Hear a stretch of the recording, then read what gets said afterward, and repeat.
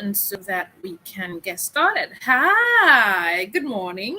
Good morning, good morning, good morning. It's a beautiful Saturday morning right here. And you're welcome to Upskilling 5 Million African Freelancers in 5 years, the closing event. Now, this is the closing event for the first stream of the mentorship program. That is upskilling 5 million African freelancers in 5 years. This is the first closing event of the first stream. And so you're welcome. I am Ogimak. That is my name. And I'm going to be your host for today. I am not alone. I'll be doing this with Damilola Lawrence. She will be co-hosting with me today, and it's going to be a wonderful time. Hi, Damilola. Good morning and welcome. Hi, Helga. Good morning. It's a pleasure doing this with you this morning. Yeah. So Damilola and I will be your host for today, and we'll be making sure that you have a very smooth transition, a very smooth event. It's going to be wonderful today. We have several guests lined up for you to listen to you today. We have several, and amongst these guests, we've had tutors and mentors, and some of them have graced our Wednesday program, and so they will be talking to us today on several themes. All right. Now, the theme for this closing event is the rise of African freelancers. It's no news that Africa is the latest hub for freelancers. And so we'll just as time goes on, Damila is going to be introducing the guests to us and one by one and talking to us about their bio, and then you get to listen to them. But before we go into all of that, we have the CEO of Sourcing Business in person of Mr. Femi Johnson. He will be giving us the opening remark. Okay. And he's going to be just talking to us about the start of this event, how it happened, the inspiration, and he's just going to be giving us a very, very short talk today. And right after that, we can then welcome our guests that have been lined up to talk to us today. Okay? So just need you to sit back, relax, and enjoy. And yes, for those who are just joining us, you can, connect with us wherever you are on social media. We're on LinkedIn. We are on Facebook. We're also on YouTube. All you just have to do is to, just drop the link, share the link, and let people who don't know what exactly is going on know exactly what's going on. All right. All right, Mr. Femi Johnson, thank you so much for joining us. Welcome. Okay, good morning. Okay, let me say welcome everyone. My name is Femi Johnson. Just the way she has actually introduced me, I'm the CEO and founder of Sourcing Business. Sourcing Business is a freelance platform where freelancers and employers of labor are given the opportunity to be able to connect and to be able to exchange values. We know that in the last 3 to 4 years, especially looking at the period of COVID, a lot of things changed as a result of the need for, isolations, social distancings, and all other, changes. I mean, drastic changes that occurred as a result of COVID-19. And it was unfortunate that different parts of the world were already prepared, for remote work. And when COVID happened, it was like something they were prepared for, and it was a kind of a normal thing. But I think the impact of COVID was much more on Africans, because when you look at the event of lockdown at January 2020, it was as if the majority of the population, almost like 70 to 80% of population, were almost out of their jobs because organizations were still struggling and contemplating, uh, you know, digitalization and encouraging remote work. And so we realized that there was a need for Africans, especially the young population, to be given opportunity to be able to work, to be able to work remotely, and for organizations also to be able to access the right talents, virtually.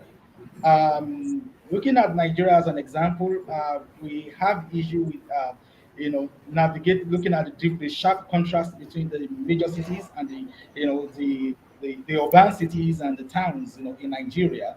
You look at a city like Lagos, Port Harcourt, where you have challenges of traffic, based on the rural urban migration, which uh, result from the situation whereby if you're not in the major city, you can't get a good job.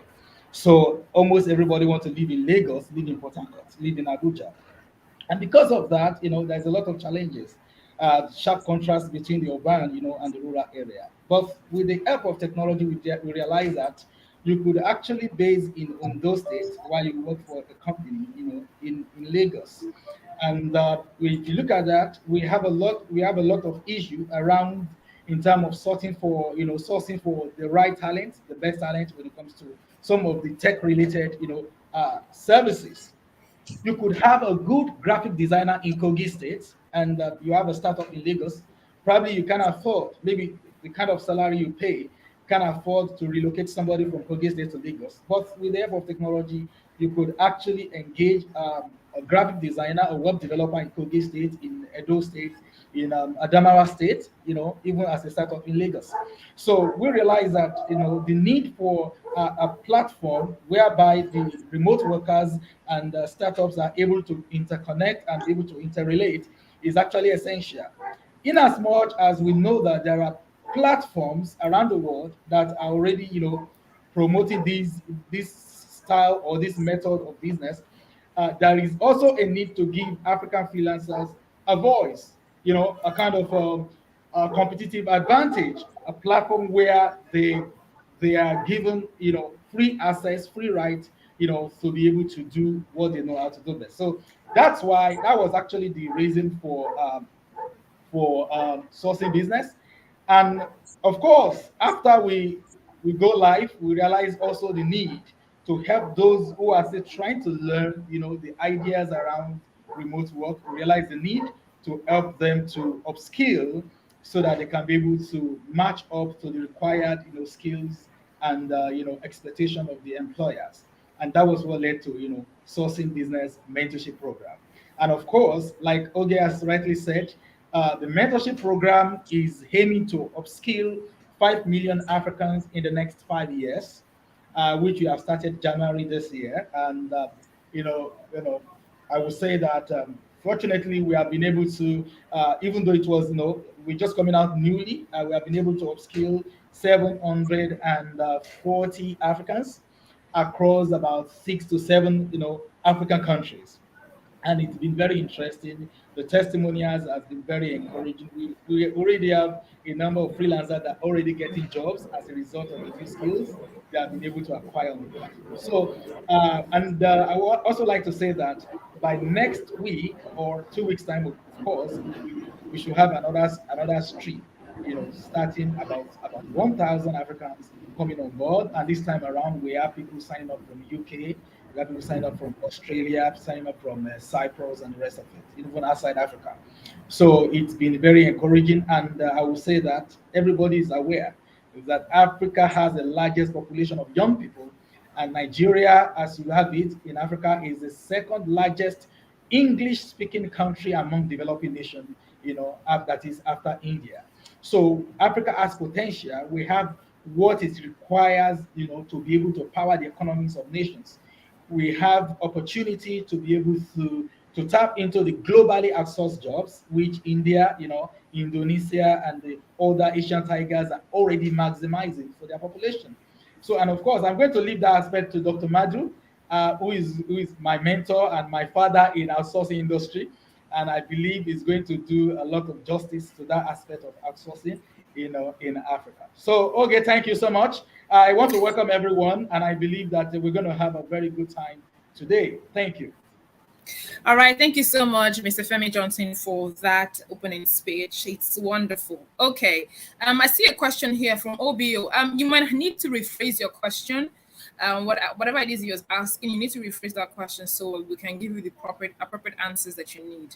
All right, so we have our first speaker for today, Dr. Obiora Madu. He is the Deputy Director General of African Center for Supply Chain. He's also the CEO of Multimix Group.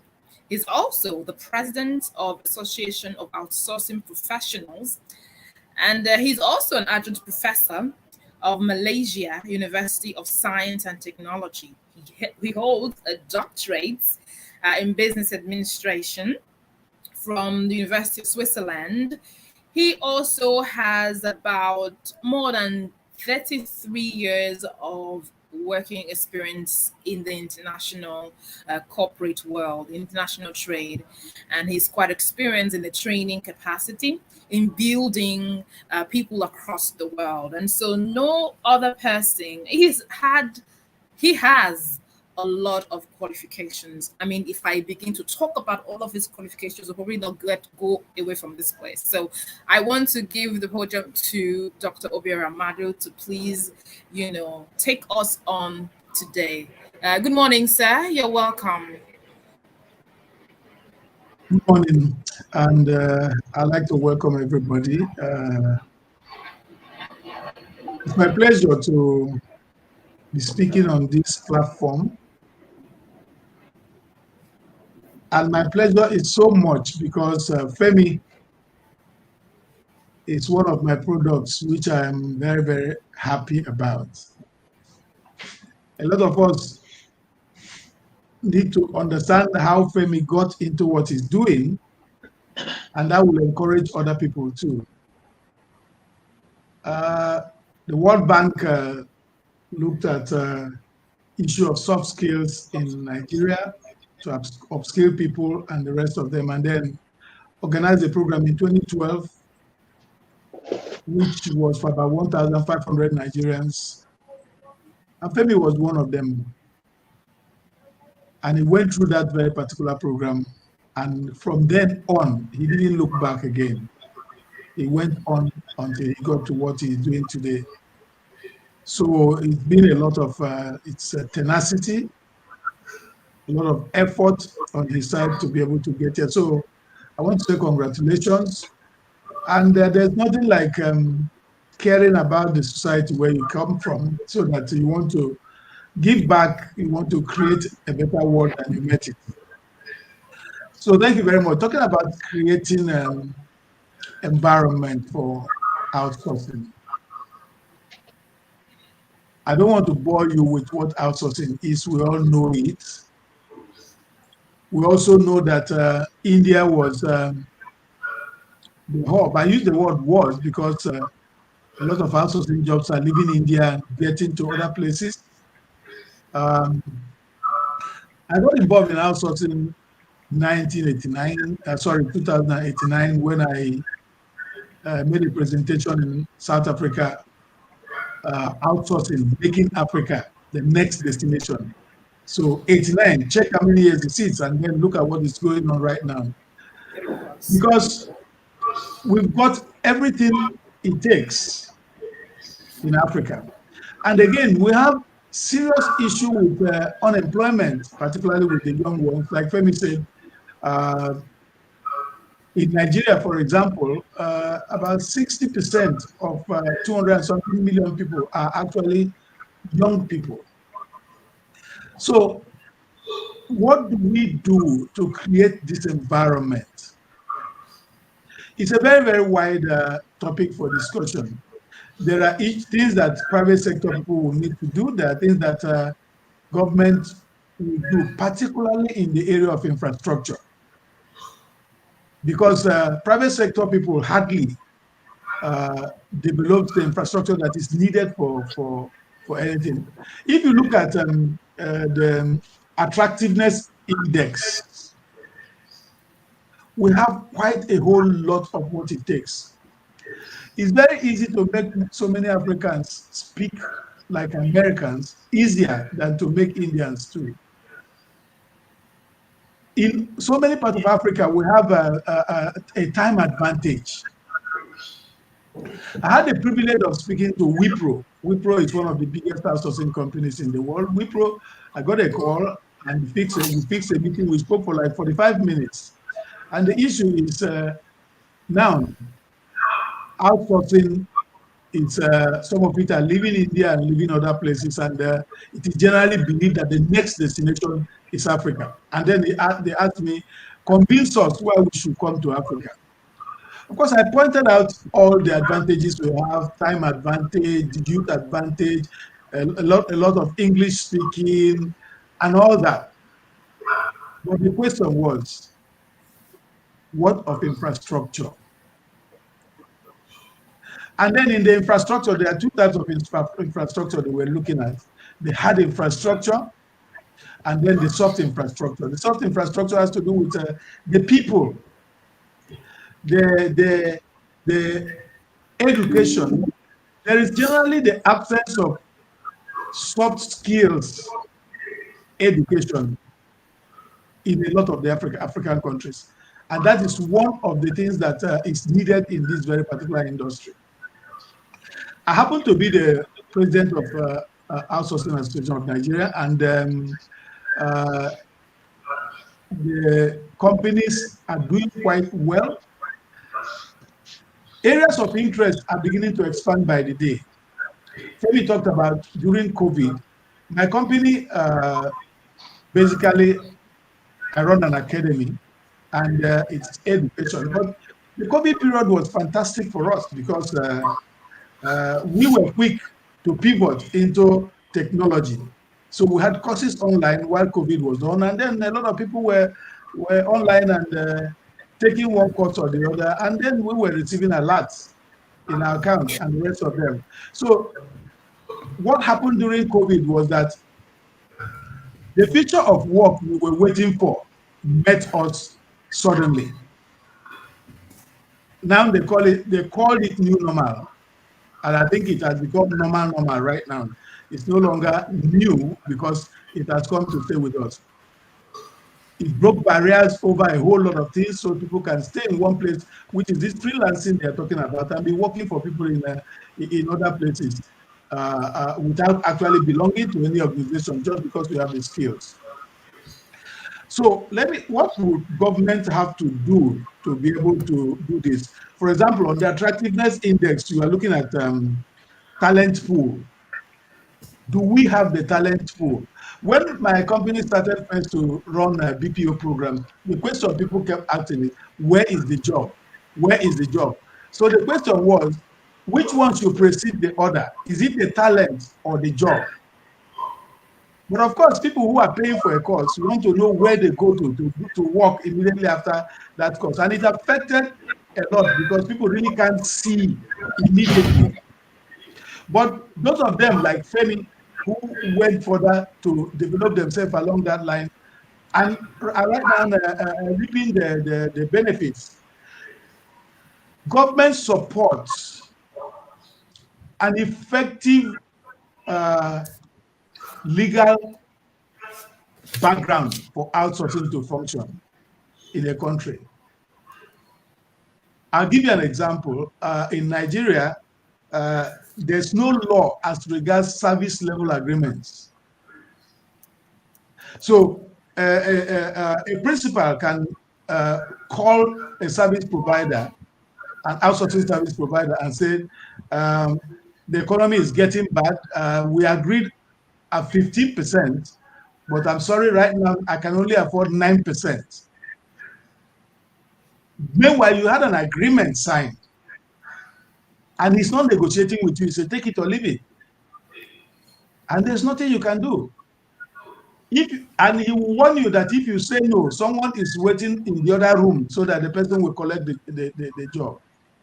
But I know that in some countries like Ghana and the rest of them, they've done something about this service level agreement, among others, to have a legal base for what is going on. Government support in that area is very, very important. Education level, there's also a lot of complaints about the quality of education around some countries in Africa. And a lot of the complaints are real because people actually get out of university not ready for the workplace at all. Soft skills completely absent. And that is one thing that we will need to do in Africa to be able to do that. Recently, we are launching Institute of Soft Skills and Vocational Development in Nigeria. And what it is going to do is that bring that soft skills, there are campus programs, there are also open programs, there are soft skills for even for paramilitary and the rest of them. Because the whole idea is that the absence of vocational education is part of what we're suffering now. Everyone is looking for degrees and the rest of them. And at the end of the day, those degrees are not doing much for them. Again, I think the cost factor is an advantage as far as Africa is concerned.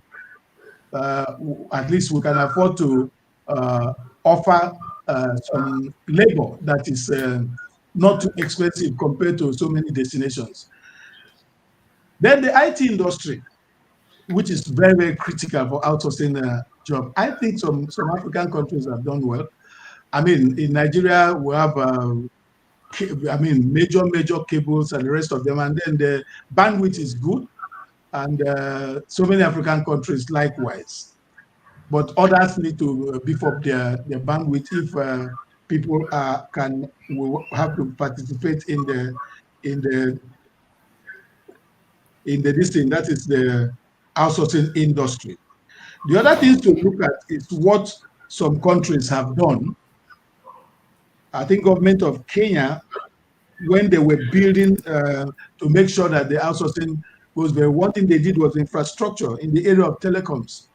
And then they also, for the talent pool, like the Wipro people said, when they went to China, they didn't find the talent they want. So what they did was they instituted certification programs and waited for 2 years and got the pool they want, and they went in. So we don't have to wait for them to come and do that.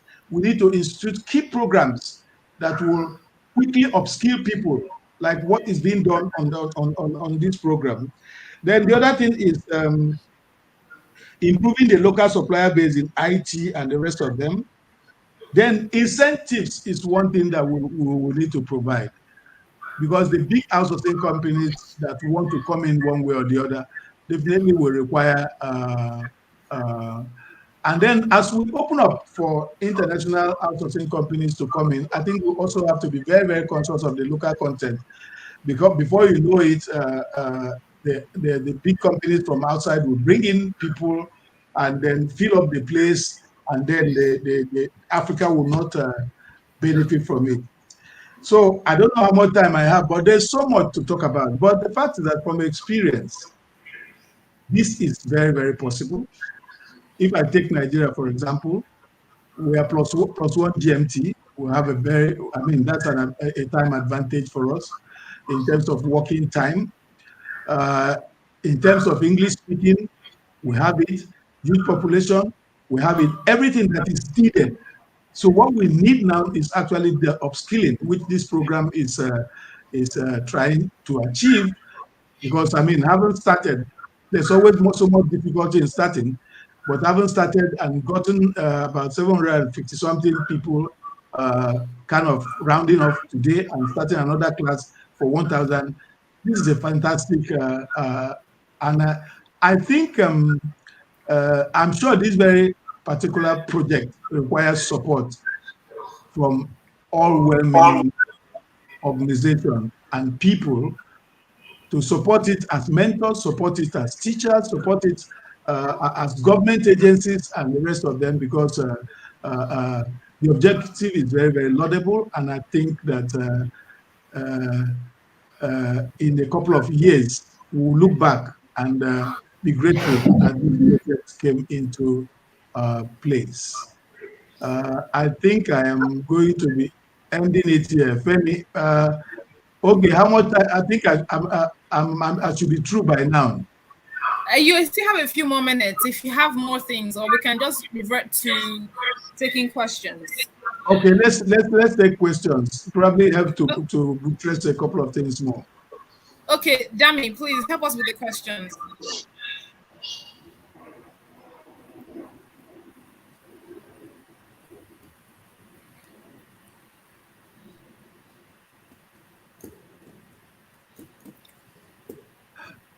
While Dami, I'm waiting for help us with the questions, Dami.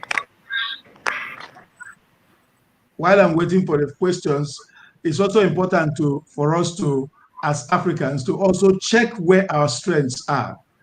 You know that in BPO, you have the voice and you have the non-voice. Where is the strength of any country? Any country should look at where their strength is. Is it in the voice or is it in the non-voice, so that we can invest heavily in that very particular area? It doesn't mean that we won't be involved in the other one. That will help us and make life a whole lot easier for the country. Are you ready with the questions, Dami? Okay, if you are seeing the questions, maybe you Oh, can okay. take them. I'm just go ahead with the question. So this one is coming from Osinakachi Carlo, and he said, service level agreement. That's the question. He says, on the survival level, price regulation is not feasible. That what is not feasible? He said price regulation is not feasible. Well, I'm not asking for price regulation. What I'm asking for is that there has to be a legal base for service level agreements, so that the principal will not just, if a principal has a challenge and needs to renegotiate, then you sit on the table and renegotiate, not in a situation where a principal gives you, makes it a take it or leave it, and then threaten you that someone else will take it if you are not ready. And then there's nothing you can do about it. That's the point I'm making. I'm not saying that prices should be regulated. All right, that's about the questions we have for today on this particular segment. All right, so let me conclude by saying that Africa is ready for outsourcing. With the number of youths that are unemployed, we can't afford to have them unemployed continuously, because the risks are very high. So since the future of work has come and provide us the opportunity to be able to do freelancing and work for anywhere in any part of the world, we need to grab this opportunity with two hands and then ensure that our young ones are engaged. I think on that note, I would like to thank you, Femi, for the effort, and then all of you who have provided support one way or the other since the beginning of the program. I think please, I doff my hat for you, and then I urge other people to please come in and help. And Femi knows that I'm available to provide him with any help I can anytime. So on that note, I'd like to thank you, and I wish you a fantastic program today. Thank you very much. Thank you so much, Dr. Madu. Thank you so much Thank for you, that. Doctor. God bless. Thank you, sir. All right, so if you're just joining me, that was Dr. Madu Obiora, and he was speaking on creating environments for outsourcing to thrive in Africa.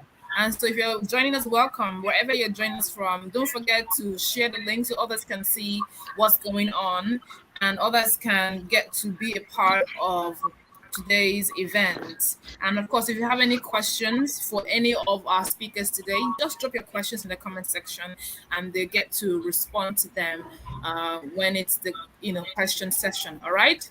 Okay, so this is the closing event of upskilling 5 million African freelancers in 5 years, and we're here and we have a lot of people to talk to us today, a lot of speakers lined up for this closing event. At this point in time, we're bringing up the very next speaker.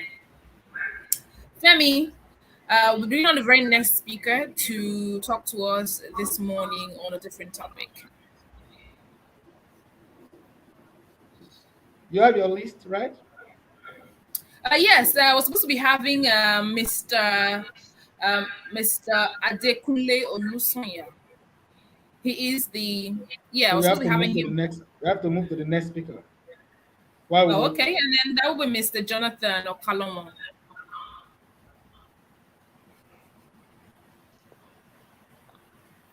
Is he available? Is he ready to join us? Mr. Jonathan is available. Yeah, I'm ready. I'm here. Okay. All right, sir. You're welcome, sir. Oh, good morning. Good morning, sir. You're welcome. Yeah. Okay, thank you. Thank you so much, Oge, and thank you to the Mr. Femi Johnson and the team at Sourcing Business on this closing ceremony that we are having today, and it's been quite an interesting journey, saying to be a mentor on this program. And just was very good seeing Dr. Obiora Madu. He's when you talk about outsourcing in Nigeria and in Africa, and somebody who is well respected across the world. Dr. Obiora Madu ranks up there, so it's a pleasure that we could have him to kick off this closing ceremony. And he said a lot of things there. He dropped a lot of points, and being somebody who's been in the space for almost 35 years, you see, it's become an apostle of outsourcing, and talks a lot of things about infrastructure and what we attractive index and different things. And it's quite interesting because I'm going to be speaking on the importance of homegrown talents for remote work. And he mentioned something about as much as we want the international companies to come in, we should also not forget local content, which is very, very important. So, and that's where I'm coming in under homegrown talent. Um, Outsourcing, BPO or whatever you call it, freelancing, is become the normal. Like he said, before now, people were talking about new normal, but now it has become the normal, and we can see that it has been quite successful in different countries across the world. We have stories, case studies of where it's been successful in China, in India, and coming to Africa. We have um, been successful in Kenya, been successful in Ghana, and of course, we are trying to make it work in Nigeria. Nigeria is recording some measure of success, but there's a lot that still needs to be done. We see that many developing countries are increasingly embracing outsourcing as a strategic tool to drive economic growth and stimulate job creation. Now, Dr. Obiora Madu talked about Nigeria, and let me just dwell for a minute or two on Nigeria, since I'm a Nigerian, so let me talk about Nigeria. Charity begins at home, like they say. Nigeria is a very promising market. Nigeria has a lot of potential. Uh, Niger- Nigeria has a lot of challenges that we currently face when it comes to outsourcing. And for us to get to the next level in BPO, we need to tackle these challenges. We know it. We know we all of us are aware of these challenges, but just to make it as part of this closing ceremony, and we see that Nigeria is a country of over 200 million people, and these experts have predicted that by 2050 or 2050 or 2030, I can't remember the exact date, the population of Nigeria is going to exceed the population of the United States of America, which is currently at 320 million people. So, what you have in Nigeria is that Nigeria's population is growing very, very fast, and 60% of our population right now is under the age of 30 years old, and 90% of that 60% are unemployed youth. So we have a major challenge on our hand. We have a ticking time bomb on our hand that if it's not tackled, we don't want to see the repercussions of what could happen. So Nigeria has a very young population, very vibrant, very, very energetic, very restless. You have a lot of youths looking for jobs, and there are no jobs. That is where BPO comes in. And how do we harness these people, these these youths to be able to embrace BPO as because the world has become a global village right now. So let me go wider. Africa has 420 million people between the ages of 15 and 35 years old.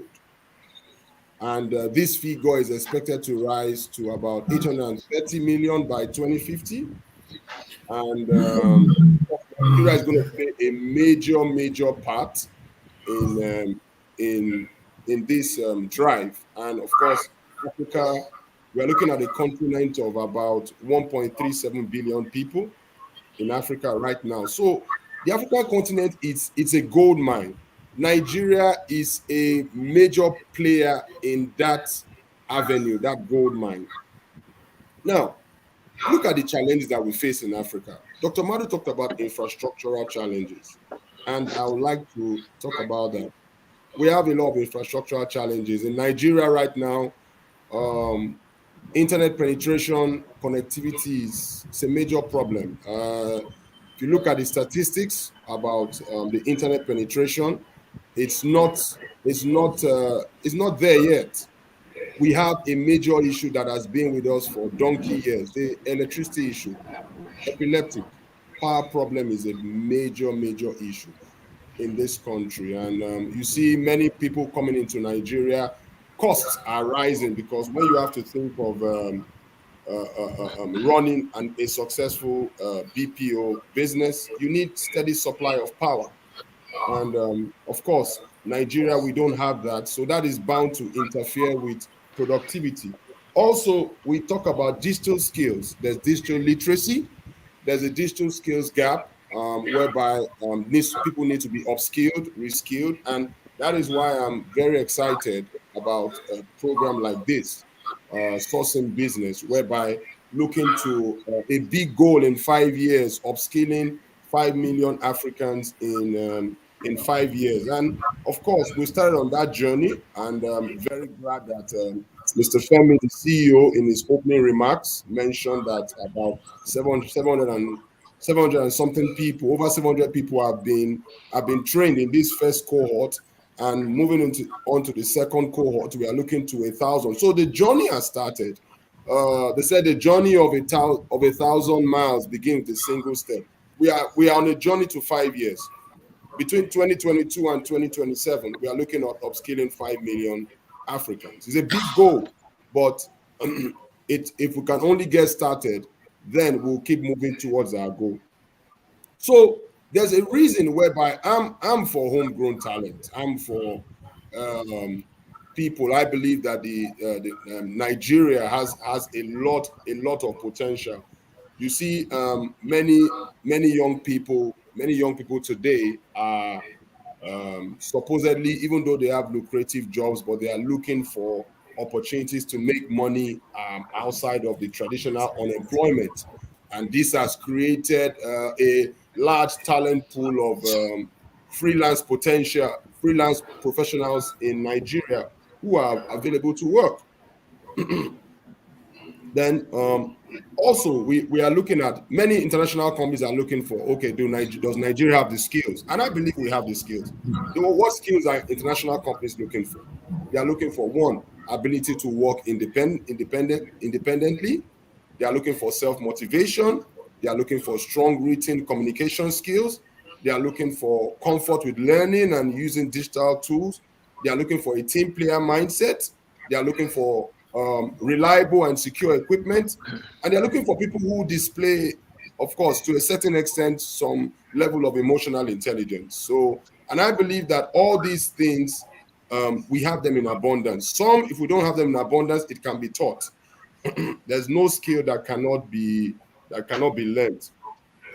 Another thing which is very important is that in importance of homegrown skills is for us to have a database. Very important. One of the challenges that we face in Nigeria is that we don't have a database. I don't want to go into that. That will take us on another tangent talking about a database. But there's a need whereby to develop a robust database for potential outsourcers looking for talents in Nigeria. There's need for the harmonizing of that. If we are to encourage this homegrown talent, this local content in our country, there's need to have a database. And also, as the world goes on, Africa currently, the entire outsourcing market in the world, Africa is has about 10.1% of the global market, and that is increasingly going to rise as time goes on. Of course, we are going to see that future employment is going to depend on digital technology. So there's a lot.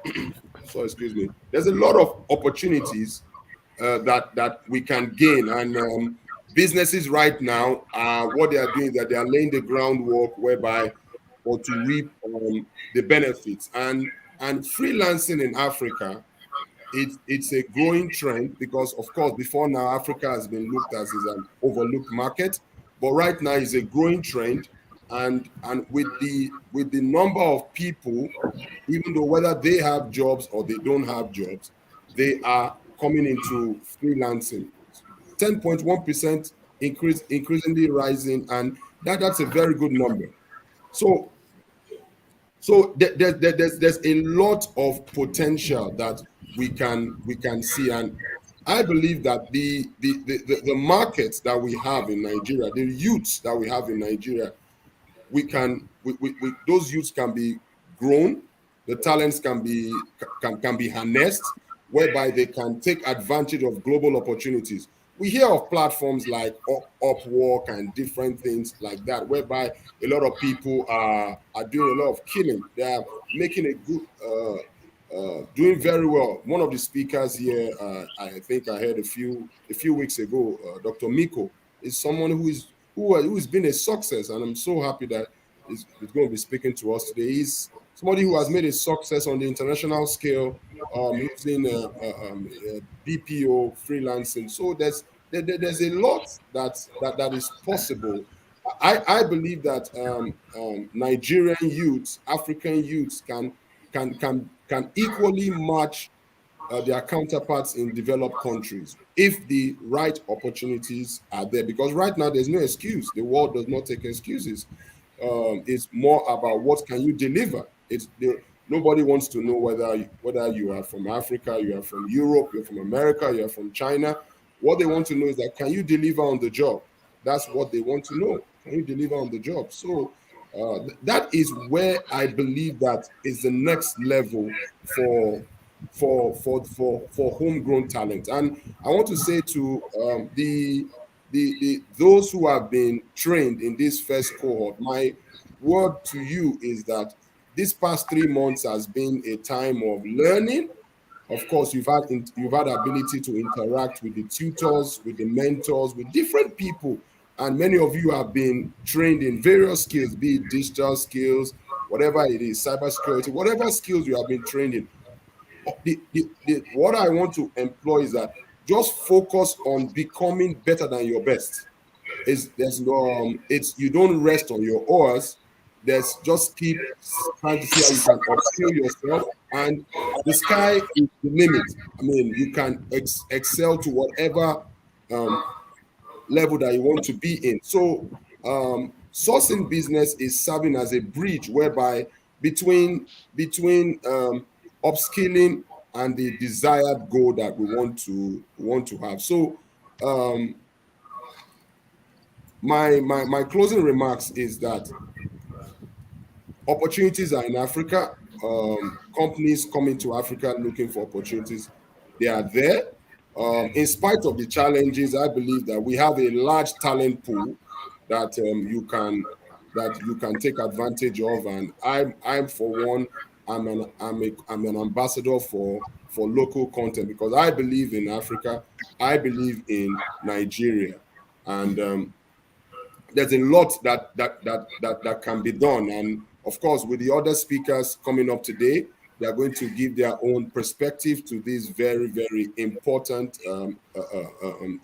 topic: the rise of African freelancers from incubation to outsourcing. So this has been a time of incubation for the mentees, And I believe that as they go out there, I wish them all the best of success. I wish them that they'll be fruitful. I wish them they'll multiply, replenish, subdue, and most importantly, they're going to dominate. That we can look back and say that most of the mentees that came out of this program are already doing great things. So, Mr. Femi Johnson, thank you once again for having us, and thank you for this program. And to the other speakers, I look forward to hearing from you. Thank you. All right, thank you so much, Mr. Jonathan Okolawa. Thank you. Let us see if we have any more questions to I don't believe we have any more questions. All right, thank you so much, sir, for that piece. And if you're just joining, that was Mr. Jonathan Kalawan, who was speaking on the importance of homegrown talent. All right, we have other guest speakers lined up, but before we introduce our next speaker, we're going to go for a very quick, short breather. Okay, and it's a testimonial video of some of the mentees. So just listen, and then we'll come back. We'll introduce the next speaker. Thank you. Hello, good morning. My name is Somto Akujirobi, and I'm a beneficiary of Sourcing Mentorship Program. I attended the social media management class, and this program has helped me to develop a lot of skills when it has to do with social media management. I've developed a skill on how to create content, not only content but captivating content, and also on how to schedule my content and how to schedule my posts in order to reach my target audience. I've also learned, because of this program, I've gotten 2 jobs as a freelancer. I've gotten 2 jobs from 2 different companies to manage their social media handle. That's the Facebook account and also their Instagram account. So this program actually, it really helps me. I always say that the program is just there for me.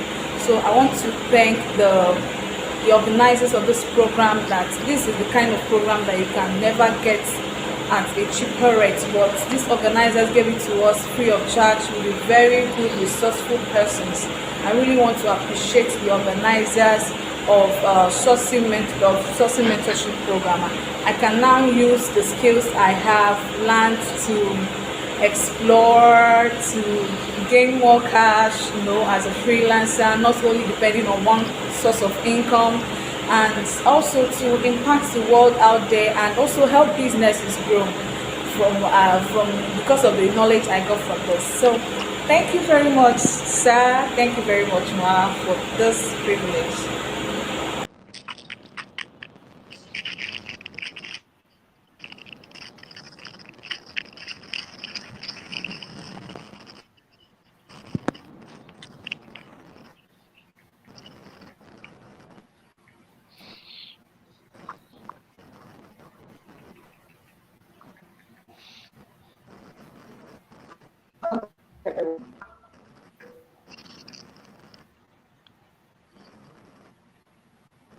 So our next speaker is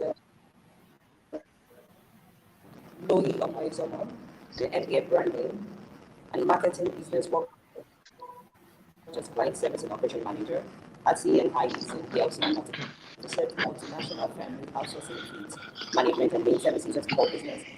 Lohi Omoizomo, she now the operations.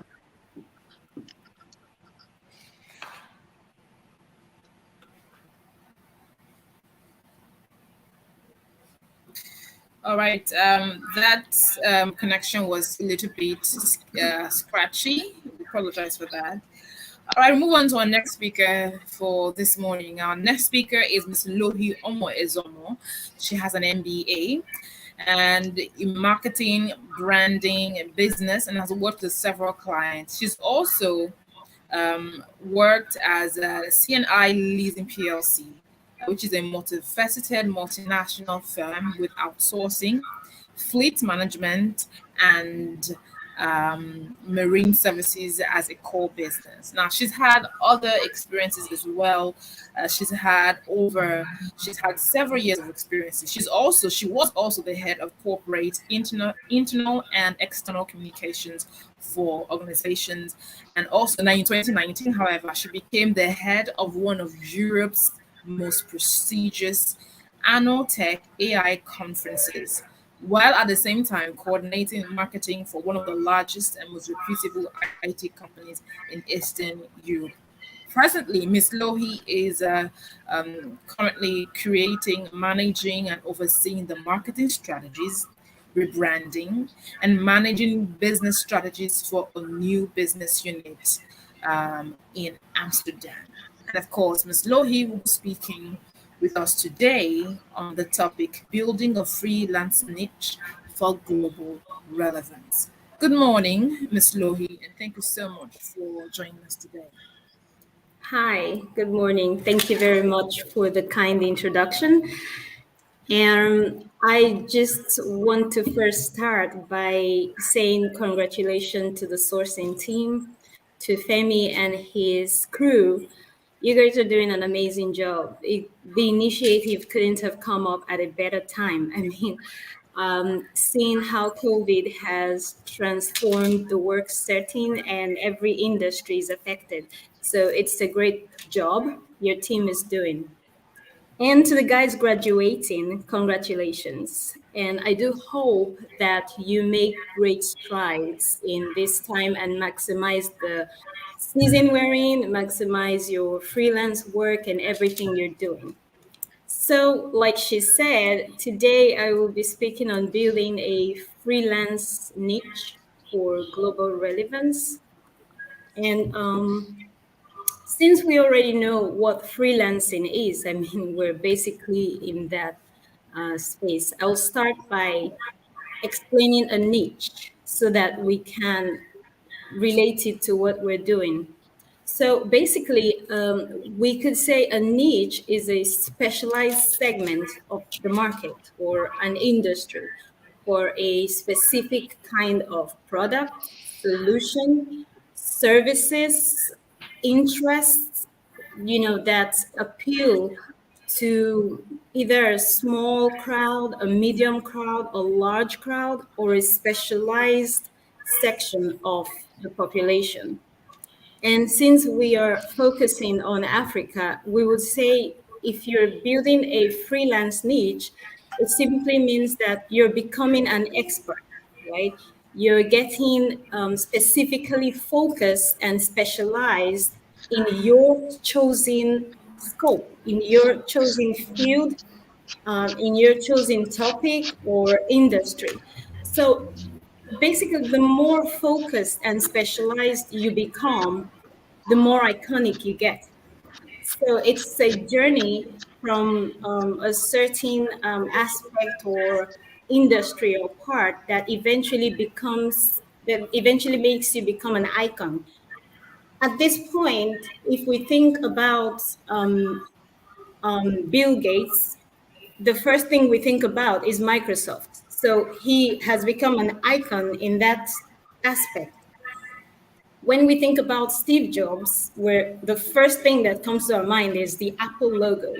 And so basically, this is the journey. You start from somewhere, you build your expertise, you focus on a certain subject or item, and to the point where it is that your name becomes synonymous with that item. And we have diverse industries and market in the community that we exist in Africa. For instance, there's financial industry, there is cryptocurrency, there's technology, there's digital marketing, there is software as a service, there is real estate. And so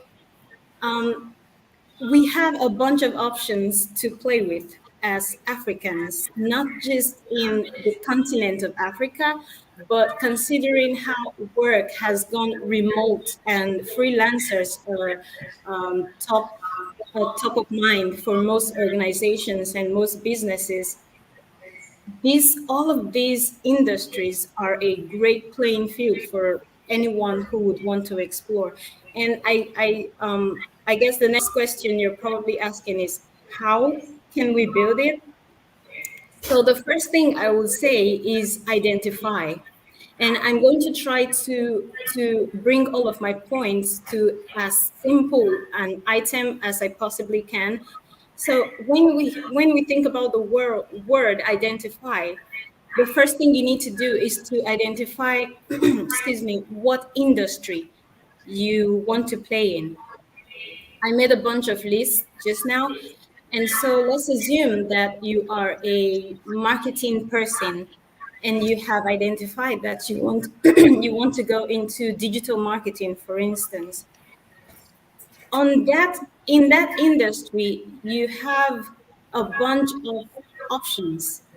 You could be specialized in a lot, but it could also be content, it could be visuals, it could be emailing, it could be SEO. So you first need to, after identifying your industry of choice, you then need to identify your competencies. What are your skills? What are your abilities? What are you? For instance, if you are into marketing, for instance, and writing, are you a great wordsmith so that when someone needs to write content, you need the content, and then you can then transform what they gave to you with words to make it top notch? Or you are great with researches, you have your mind on figures and numbers, you're following the financial industry back to back. So the people don't even need to give you much content, they just give you the skeleton, and you can create huge resources from your reservoir. So you identify your competencies, and then you create your CV based on your competencies. So when you're sending in recommendations or reaching out to clients or setting up your profile, is going to be based on the industry that you're in, your specific competencies, and where you're focused in. And then the other thing you need to ask yourself under identifying is, do you want to create, recreate, or improve on an existing solution in the industry where you're focused on? And a typical illustration will be transportation and logistics as we know it. So the world started with what?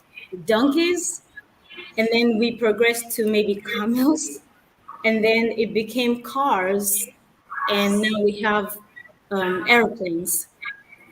So to create, when we were using donkeys and camels, it was good. People probably weren't thinking about needing better vehicles. They just thought about having a more healthy animal and having it dressed with the best rug to make it look better and more posh. But someone came up with the idea of building a car. And then when the car came, we started depending on it. So something new was created to facilitate transportation in the transportation industry. And then somebody came up with electrical cars. So someone thought about recreating the existing solution in this existing industry. So someone also thought about the ease of traveling or the luxury of traveling, and someone brought the airplanes, someone brought the cruises and the ships. So in an industry, you can easily identify, do I want to create, recreate, or improve on an already existing solution? So these are the things I believe you would need to work on under identifying if you want to create a freelance niche relevant to today's market. And the next point I would make would be for you to stay on it. So we have a lot of situations where people start, and just because it's not yielding fruit, they drop out. I put up a content recently on Instagram, and I said, take out the Gen Z chip. And that's because a lot of people start and want the solution right away. There is no shortcut to success. There is no fast route to success. You need all the process. You need all the procedures. So if people are giving examples like Mark Zuckerberg or Bill Gates, those guys didn't start on the day the world got to know them. They were building and working in their backyards, in their garages, and were putting things together until one day there was an opportunity or someone connected them with somebody who had a need and had the platform for them to, to be right at the forefront. So you need to stay on it. Now, when it's hard for you to stay on the course of building yourself through the process of becoming iconic, so that you've created a niche and people then identify you as an expert in a certain field and can make your name a synonym to that solution. If you feel like giving up, and it's really hard because entrepreneurship is hard, freelancing is hard. So when you feel like it's really hard, the one thing I need you to remember is the parable of a tree. You plant it, it doesn't grow in 5 years. It takes years for big trees to grow. And when they eventually get to that state of being a huge, mighty tree, they are monumental. And the third thing that I would put in there as what you need to do to create uh, to be to create a niche that's relevant is for you to develop or learn the language that speaks directly to your target audience and get fluent in it. And I'm saying this because most freelancers design the solution based on how they understand the problem, based on how they see the issue. That's not going to work in today's market. You need to design the solution based on how the client needs it.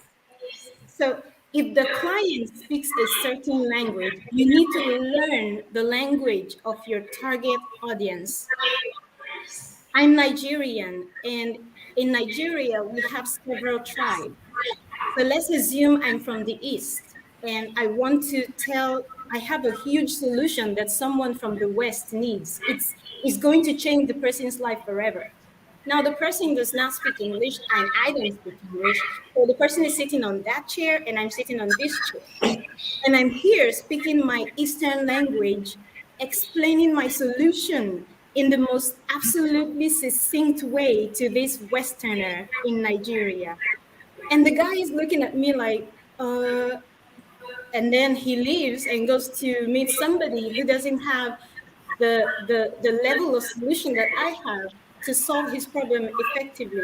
It's not the problem with my product. It's also not the problem with my communication or my language. The problem is I just did not learn the language of my target audience. And so if you're going to become relevant in your niche or whatever niche you want to get access to, you need to learn the language of your target audience. And you just also need to get fluent in it so that when they start speaking towards a certain direction, you're sensitive enough as well to go in that direction and flow with them. So that is another most important point to look at. Then the last, and I believe this is also the most important for me, is for you to focus on creating substantial impact on your clients' sales. And that is a solution most people don't think about. When you want to pitch to people, we pitch from the perspective of price. So we're saying, I sell books, for instance, and the books cost 50 naira. That's a problem. So the angle you should be doing if you want to become relevant and you want to build a freelance niche for global relevance is for you to think about the profitability of the client. So if the client's definition of profits is how much views they can get, how do you pitch your product to facilitate the views that they can get? So that's the last thing, and I believe it's something most freelancers and business owners don't do. You present your pitch, you present your product, you present the pricing, and but we need to shift the perspective to the angle of the client. So what is the client's, why is this client looking for the solution that they're looking for? And what exactly do they need to achieve? Are they trying to increase sales? Are they trying to get their brand a new voice? Are they trying to create a new solution?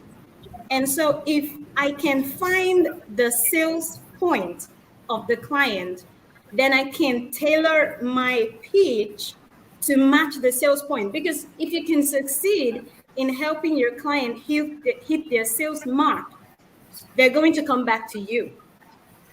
They are going to refer you to other people in the sphere that they know that need your business. So this is the easiest way for you to get more people to engage in your product. And this is irrespective. All of these things I just listed out is irrespective of your location.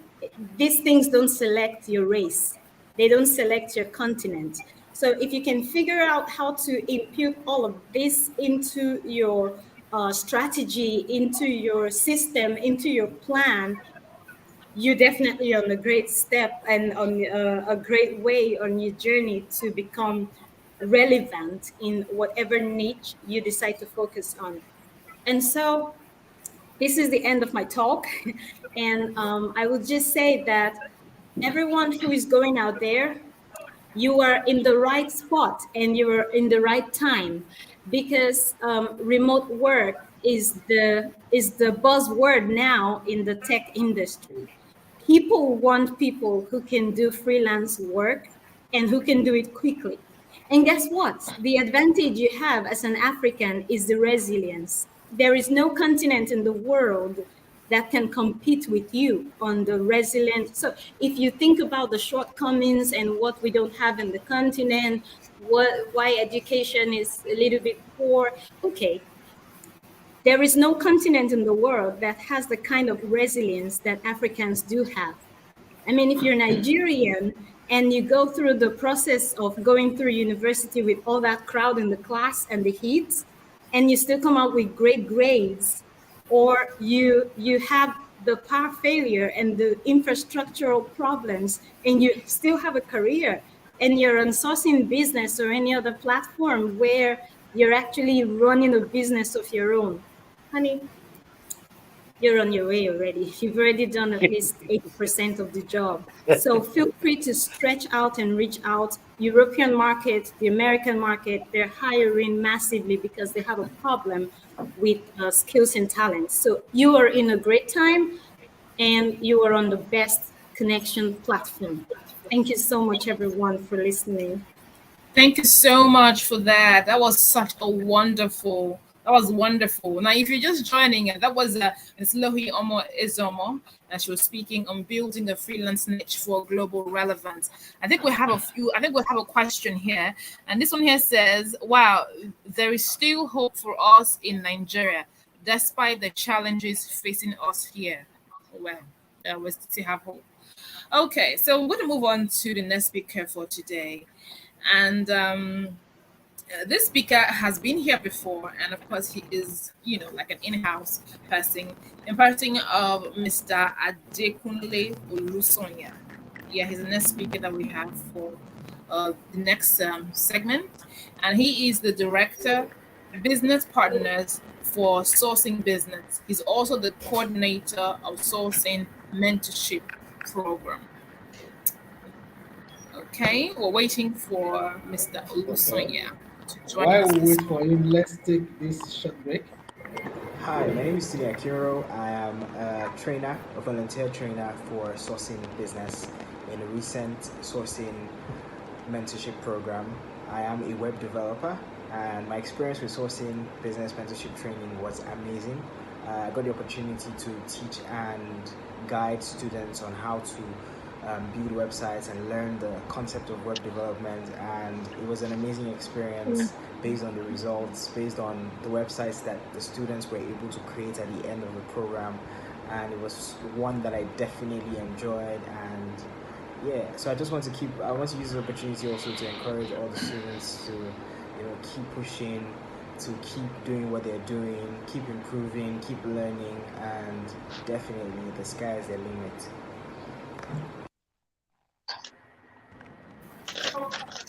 All right, welcome back. Okay, you're welcome, sir. Okay. Hello. Hi, good morning, you're welcome. Good morning, good afternoon, good evening, wherever you're watching from.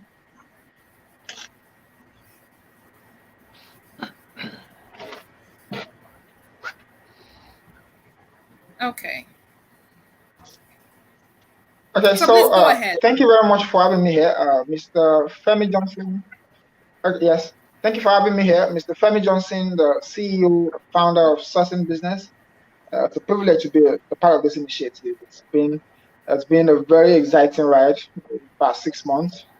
I appreciate the privilege to be a part of this. And today, I also want to appreciate all our guests from across the world, uh, Dr. Galib, Mr. Jonathan, Lohi, and the trainers, the mentors, and the mentees that have spoken to us.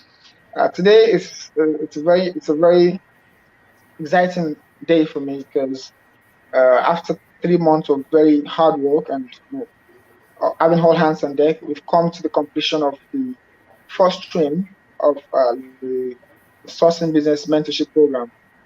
You do not know how much of a fulfillment this is for us at Sourcing Business.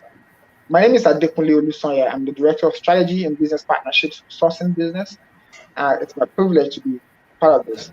So today I'll be taking us through a highlight of the just concluded uh, mentorship stream, and I will also be speaking to a couple of things while we're at it. So the goal of this initiative, as we all know, is to upskill 5 million African freelancers in 5 years.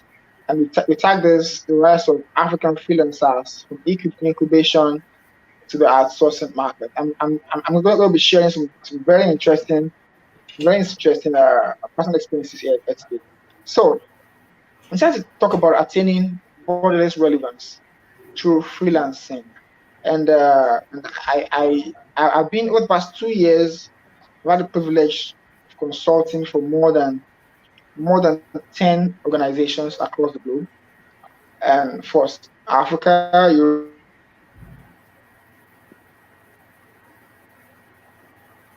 Asia, and in that time, I learned that it's important for young freelancers to to have a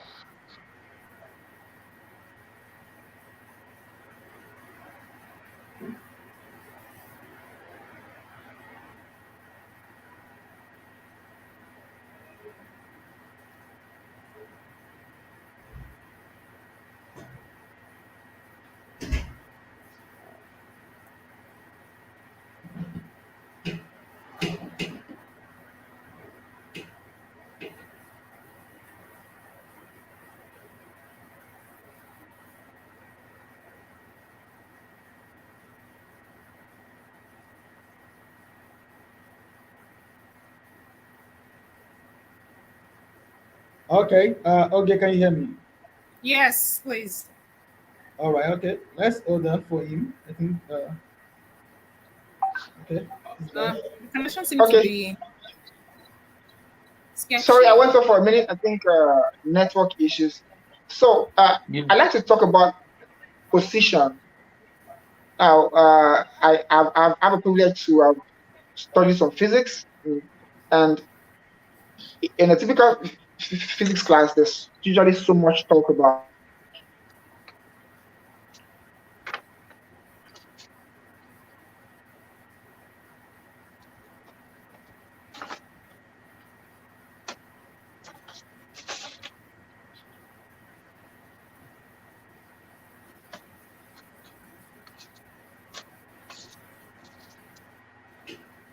Okay.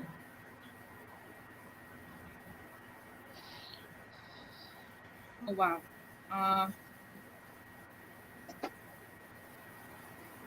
Hello, Mr. Adekunle. Mr. Adekunle, can you hear me? I guess it's having a network issue. Yeah.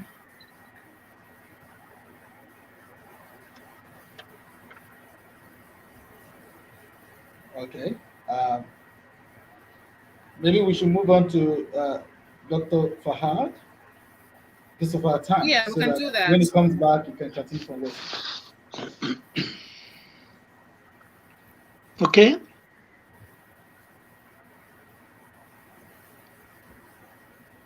Can you hear me? Yes, we can hear you. Okay. Good morning, everyone. And Good morning, to sir. Femi, morning. My name is Dr. Fahad, and I'm delighted to have been part of this. Femi, to you and to your team, congratulations on this first cohort. Thank you. And I think these cohorts should now go out and spread the gospel according to freelancing. I think it's important. My theme today is on the importance of training and mentoring. I think the team has shown itself in the last 3 months that they've addressed key issues that is needed. And the speakers that have just gone before me have really encapsulated all the key ingredients that are needed. And those ingredients are what we call training and mentoring. I think I'd like to use the analogy of the airline industry or aeroplanes, although I'm not a scientist. But what the science of aeroplane flying has become so exact that every time there's an accident, scientists look at what caused the accident and then they include it in their training programs to make sure that the pilots of the future really have all the requisite skills for any eventuality. And that's the importance of training. Training comes in because, despite the fact that some of our speakers have said that you may have the background, the educational background, and so on, but you still require to encapsulate all that background into a set of skills that a client can use. And training can bring that out. And I think our second speaker, Jonathan, encapsulated that by saying, what we need to do is to make sure that we really create something that is competitive advantage for Africa. And I think I like that theme as well. So training is very important, but alongside training is the issue of mentoring, because mentoring makes an assumption that somebody has already done it before you, and they're now passing on the skills that they've acquired through hard experience, trial and error, into bringing it into some sort of cliches or steps that you need to be aware of. So again, I think to all the people who are planning to come to this program, I think our first speaker has already said Africa is the future, but we need to make sure that the Africa of the future has strength through its competitive advantage. And again, I liked my young MBA speaker who gave so many good examples. And I like the way she used resilience. And for those of you who know anything about Nigeria, you will know that if a Nigerian has survived the educational system, the business system, then you can survive anywhere in the world. And yes, training ensures that we provide competitive advantage. Training ensures that your skills are honed in into the niche market that she was talking about, because the niche market means exclusive market. And within that niche market, you can be very specialized and very, very expert. She used the word iconic, the way to become an iconic person through your skills and your development. So I want to say to all future mentees and to those that have already gone through the program, I think you would have learned a lot. Training provides the ability to be able to say to yourself and to your clients that, yes, I have the requisite skills and the ability to be able to do that. So, Femi, can I think, given what everyone has said, I don't think I need to repeat what has been said, obviously, but I think it is very important that when this message goes out, that everyone in the African continent realizes that we may have the youngest population in the world. We may have the population that will actually upskill and reskill the whole of Europe. In fact, I just watched some of the debates that have been going on. And I think even in Europe, where they've been reluctant to accept Africa, are now beginning to think, hold on here, the only people who can speak our language, be it French or English, but English mostly, are in the African continent. So I think Africa is posed now to really knock on doors and to be answered.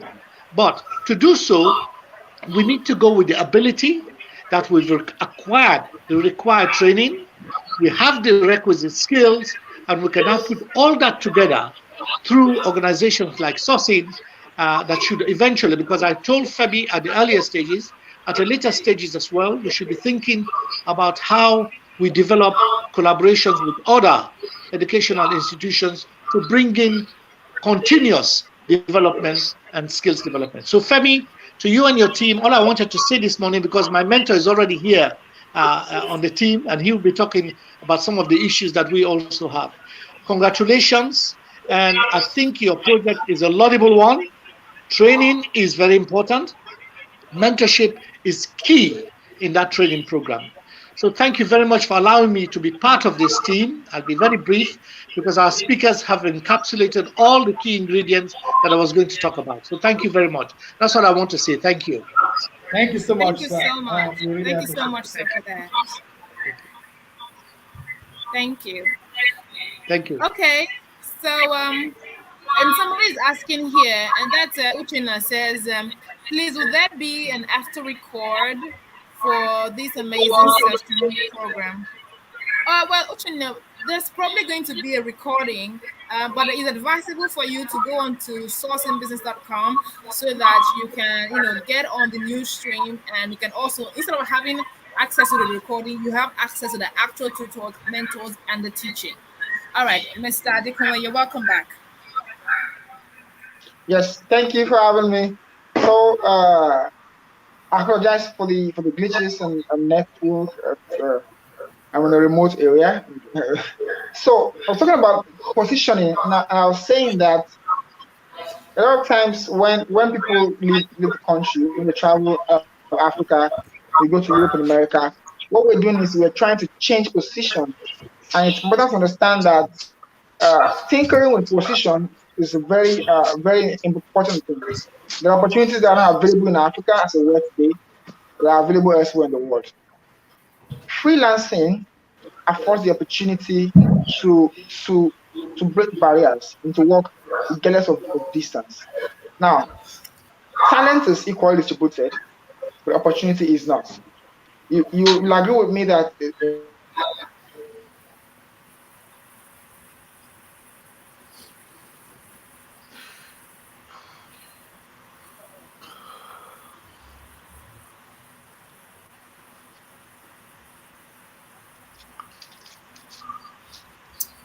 Okay. Mr. Adekunle, the glitch is quite exactly surprising. now the relevance of a business, a skill set, and a service is relative to the space in which they are deployed and the time in which the relevance of a business, of a skill set or a service is relative to the space they occupy and the time in which they do it. So one of the things that is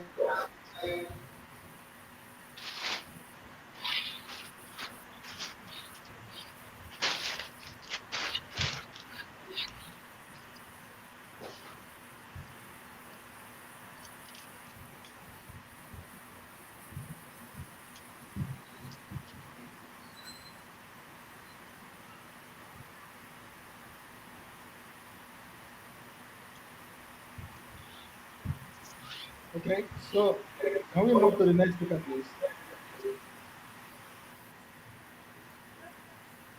Okay. So sorry about that, but we'll have to go to the next speaker. We'll have to move on to the next speaker.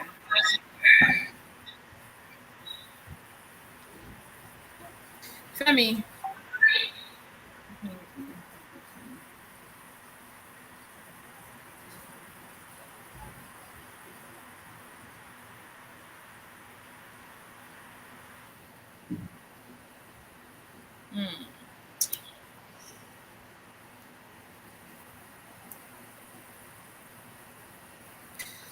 Okay, if Professor Chris Jacobs can just take us on the topic for today. Good morning, sir. Good morning, Ms. Bank, Mr. Femi Johnson. It's great to see you two guys again. And congratulations for the presentation so far today. It's so much positive energy that's flowing. I've learned a lot from our previous speakers and also from my colleague, Dr. Galit Fahad. Myself and Dr. Fahad, we are involved in Higher Learning Africa. That is an institute that is presenting face-to-face and online programs and workshops to universities, polytechnics, and schools in Nigeria, with the idea of creating institutions of integrity, quality, and academic excellence.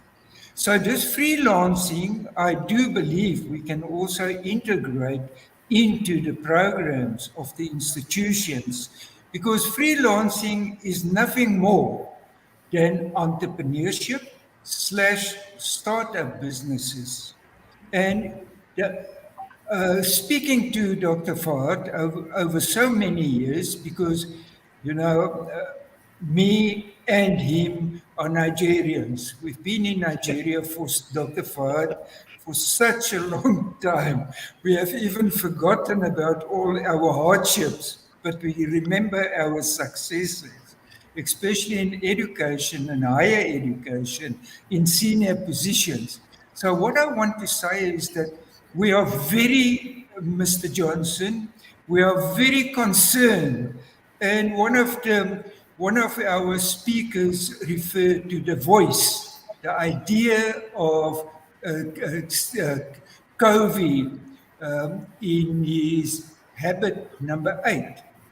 Not the 7 habits, but in his book on the 8th habit, and that is the voice. We have to voice our concern regarding unemployment in Africa, especially in Nigeria, and unemployed and underemployed graduates that are leaving our universities, polytechnics, and other institutions. I want to formulate my presentation as mentorship slash freelancing in the 21st century. Just to understand my point of departure is that I'm a psychologist, registered psychologist, but also an academic and a researcher. So I have more of a academic perspective on freelancing. I've seen the number of attendees, mentees, prospective mentees are representing, as our presenters, representing the generation starting with the baby boomers, the generation X, the generation Y, the millenniums, and then, of course, most of us are also representing the silent or the grey generation. So there's a generation gap. But out of this conference, I can feel this synergy, this consensus that we are willing to make a difference in Africa. Already Nigeria is the second biggest economy in Africa. There are more than 203 universities, hundreds of polytechnics, and then I ask this question always, how many schools are in Nigeria? You cannot get a clear answer, but there are more than 88,000 private schools. Can you believe that? So let's come back to freelancing. I want to talk about COP26 that was presented in Glasgow. Dr. Fad, you're Yes, a sir. Scottish citizen, Yes, yes, sir. in Glasgow, very near Edinburgh. And at Glasgow, COP26 came up with a number of suggestions. And what is important, and we have to research and keep this in mind and voice this and carry them and convey this message to our freelancers. COP26 mentioned that there will be millions of opportunities for freelancers, entrepreneurs, startup businesses in green technology, blue technology, waste management, and then also climate change. And then myself and Dr. Fahad and our team came up Yes. with the concept that we coined the fifth industrial revolution, a first in Africa. What does that mean? Space as the new frontier. The space industry in Africa is creating millions of job opportunities for freelancers. Maybe not now, but I guarantee you in the next few years. The other aspect is that we must look at the goals of set, the sustainable goals set by the United Nations. We have to align freelancing to these goals. And then, of course, the African Union 2065 goals. It's opening opportunities, but we have to research. We have to think, like Ben Carson said, outside the box. We have to be innovative, creative. We must not just talk stories. The young people of Nigeria, of Africa, are tired of listening to promises and stories. They want to see practical solutions, issues. Then, regarding my own mentorship program, is that I want to start, and our young colleague from Amsterdam, and I wish I can speak, Mr. Johnson, a little bit of Dutch with her, but I think that is not the time now. But what is very important is that my own view on mentorship is that the mentee must know him or herself, personality, interests, etc. The other aspect is that they must know how to do a feasibility study, a market research. I appreciated the idea, I think it was Mr. Jonathan, that talked about a databases, a register of freelancers in Nigeria. I support that idea. The other aspect is that our freelancers and a young lady from Amsterdam also mentioned this. You must know the market forces, the economical forces, the competition in Africa. The Chinese and the Indians that you were talking about are our competition. They want to push our young people out of the markets. Then the other aspect is that demand, supply, your services, your products, are going to determine the price. If there's a need for your product or your service rendered via freelancing, the price will determine itself. So keep that in mind. The other aspect is that I really would like to create a kind of service, mentorship service as a lead mentor that will be based on a 24/7 basis so that if a mentee is inquiring or are confronted with a challenge, that we can address these challenges immediately.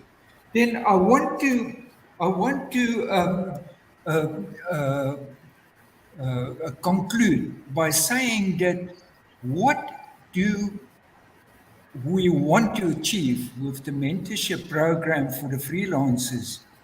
I do believe we want them to create a business, a freelancing service, start a business that will be profitable, sustainable, and that they can have the skills, the knowledge, the attitude to really to compete in a very competitive international environment with the best in the world.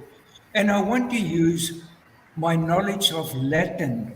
I see our African youth, especially our Nigerian youth, as primus inter pares, loosely translated into English, the best amongst the best. We have the best educational system in Africa, in spite of what many people are saying. But together with this freelancing program, we want to make Nigeria great and excellent.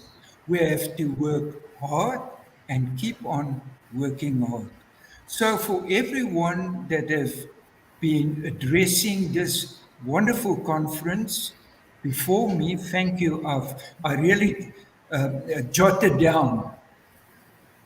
That is what I've learned in Nigeria, and I hope our mentees will remember this. Wherever you go to, take your notebook and take notes or your iPad. So I made a lot of notes from the previous speakers that I can really integrate into my mentorship program. And I wish the mentees a successful freelancing uh, innovation, initiative, and we are there to support you. We have to show the world that we can. We are role models, we are the examples, and we're not going to fail. We're not going to fail with this program, and we're not going to fail our mentees. So, thank you so much from a very rainy, cold Stellenbosch in South Africa. And I hope, Femi, Miss Mark, that I will see you and the other colleagues very soon in Nigeria. Nigeria is the place to be. Thank you so much for the wonderful opportunity. Thank you Well, so thank you, much, sir. Professor Chris Jacobs. Thank you so much for that. Thank you. I do appreciate your presence. All right. Akushe, Eshe. Great. Oh, shit. Okay. Thank you, Prof. All right. Let's just take a few moments to read some comments, and then we'll move on to the next speaker for today. Abayomi Okalamon says, "Thank you, Dr. Fahad and Mr. Jonathan, for emphasizing the skill of training and mentorship for us in Nigeria. Thank you, Femi, and your team for this program." Okay. And oh yeah, and that's about that. Okay, so we'll move on to the next speaker for today. Okay, Yeah, can we'll you move on give to the it next. 1 minute? Okay. Um, I think Adekule was trying to make presentation and trying to give a kind of a report of the um, just completed program. I want Okay. to see if it's something I can scan through. Um, he's actually outside Lagos, so I think he's having some challenges with his network. So let me look at from this part. Okay, sourcing mentorship program in data. Okay, 3 months, 651 young Africans, 12 trainers, 7 mentors, in the course of our 3 month mentorship program with the help of 12 trainers and 7 mentors. Sourcing Business provided 651 young African access to free mentorship on industry critical skills, competence, okay, attaining borderless freelance relevance through freelancing. Your area of talent is not necessarily your area of competence, okay? Talent is potential, competence is factual. Talent may be equally distributed, but only competence attracts opportunity. Okay, internship placement from the just completed cohort. We have about 18% from the first cohort of 651 trainees. 18 have been selected for paid internship roles with Sourcing Business and our partner organizations. So we have Sourcing Business, we have yes, we have Mizura Digital, we have others, a few other businesses in Nigeria that are actually taking up some of the mentees as interns. Okay, in the critical areas of social media management, digital marketing, web development, data science, and business analysis. Okay, so we can move on from there. I think. Okay, please, you can carry Okay. on. All right. Okay, so we'll move on to the next guest we've got today, and that's in person of Mr. Amos Fatogun. He's the next speaker. Good afternoon, sir. Good afternoon, sir. You're welcome. Good afternoon. Good afternoon. I need to say a very big congratulations to the sourcing team, Femi. Sir, if it's possible for you to increase the volume, your volume is a little low. It is. Let me Yes, see. sir.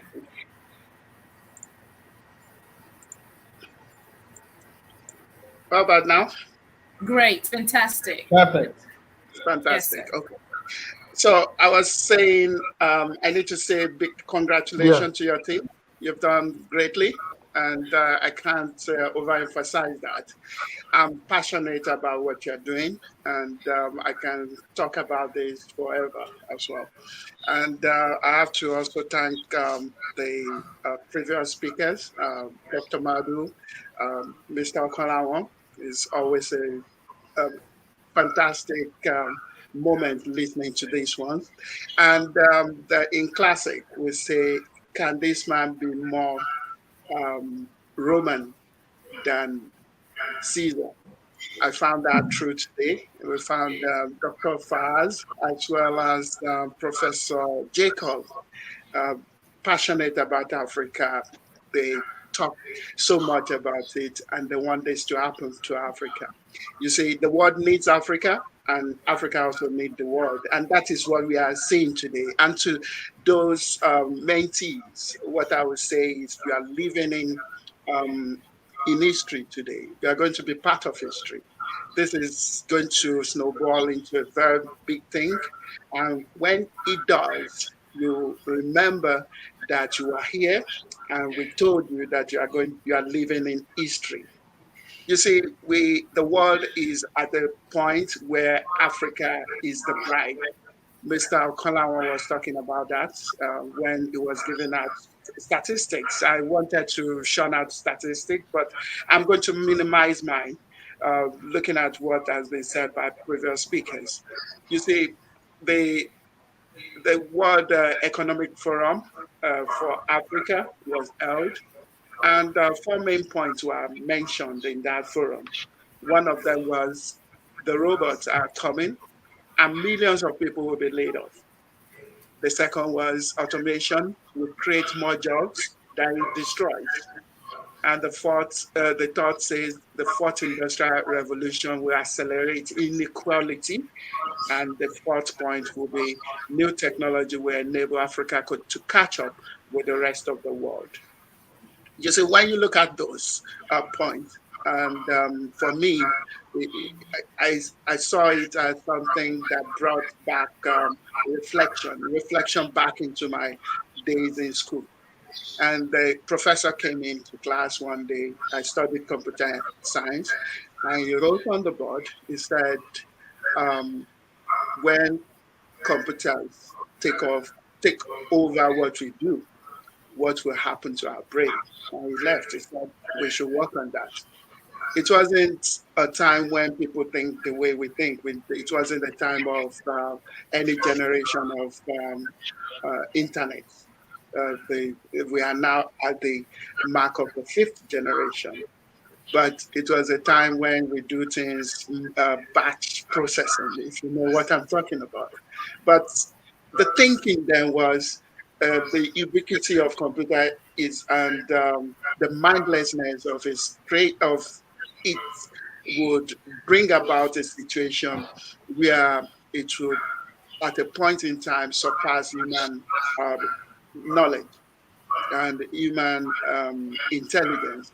And you can imagine, we are talking about 30 years from that time now. We are talking about artificial intelligence. We are talking about blockchain technology. We are talking about many things that shows that without computers, we cannot live the way a modern world should operate again. So what does that bring to Africa? How does that concern Africa and ourselves today? You see, Africa is a bride, like I said. The World Economic Forum said between 15 million to 20 million young people would join the African workforce every year. So you can imagine that Femi and his team are very, very noble, and they're not also arrogant when they said in 5 years they want to do a small bit of that. They want to train 5 million people to be competent. But what the argument has always been is the disconnect between the public sector and the university. The public sectors, meaning the industries, the companies, where the innovation actually takes place. There's a disconnect. You could imagine a lot of CEOs were asked questions, and they were supposed to talk about, are they satisfied with the kind of competence, with the kind of skill set that comes along to apply for jobs, the skill set necessary to cause disruption and innovation. And do you know that 87% of the global CEO said they were really concerned? And 86% said they were concerned in Africa as well. That, look, we don't have the right skill set to be able to jump into disruptive innovation, to be very competitive.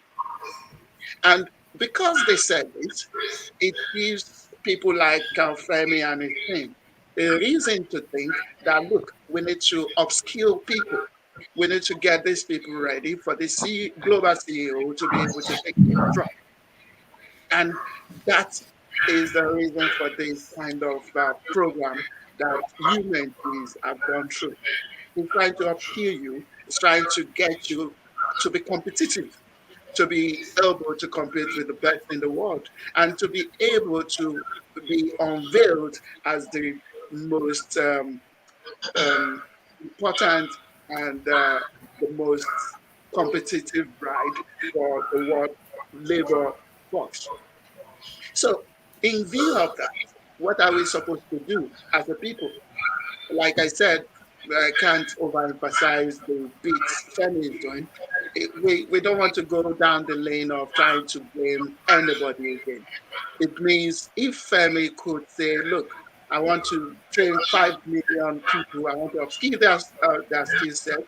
Um, Professor Jacob was talking about uh, them coming back to us to ask questions if they feel they needed. Maybe 12 a.m. in the night. Somebody is trying to write some documents and wanted them to sign, and they want to check the prospect.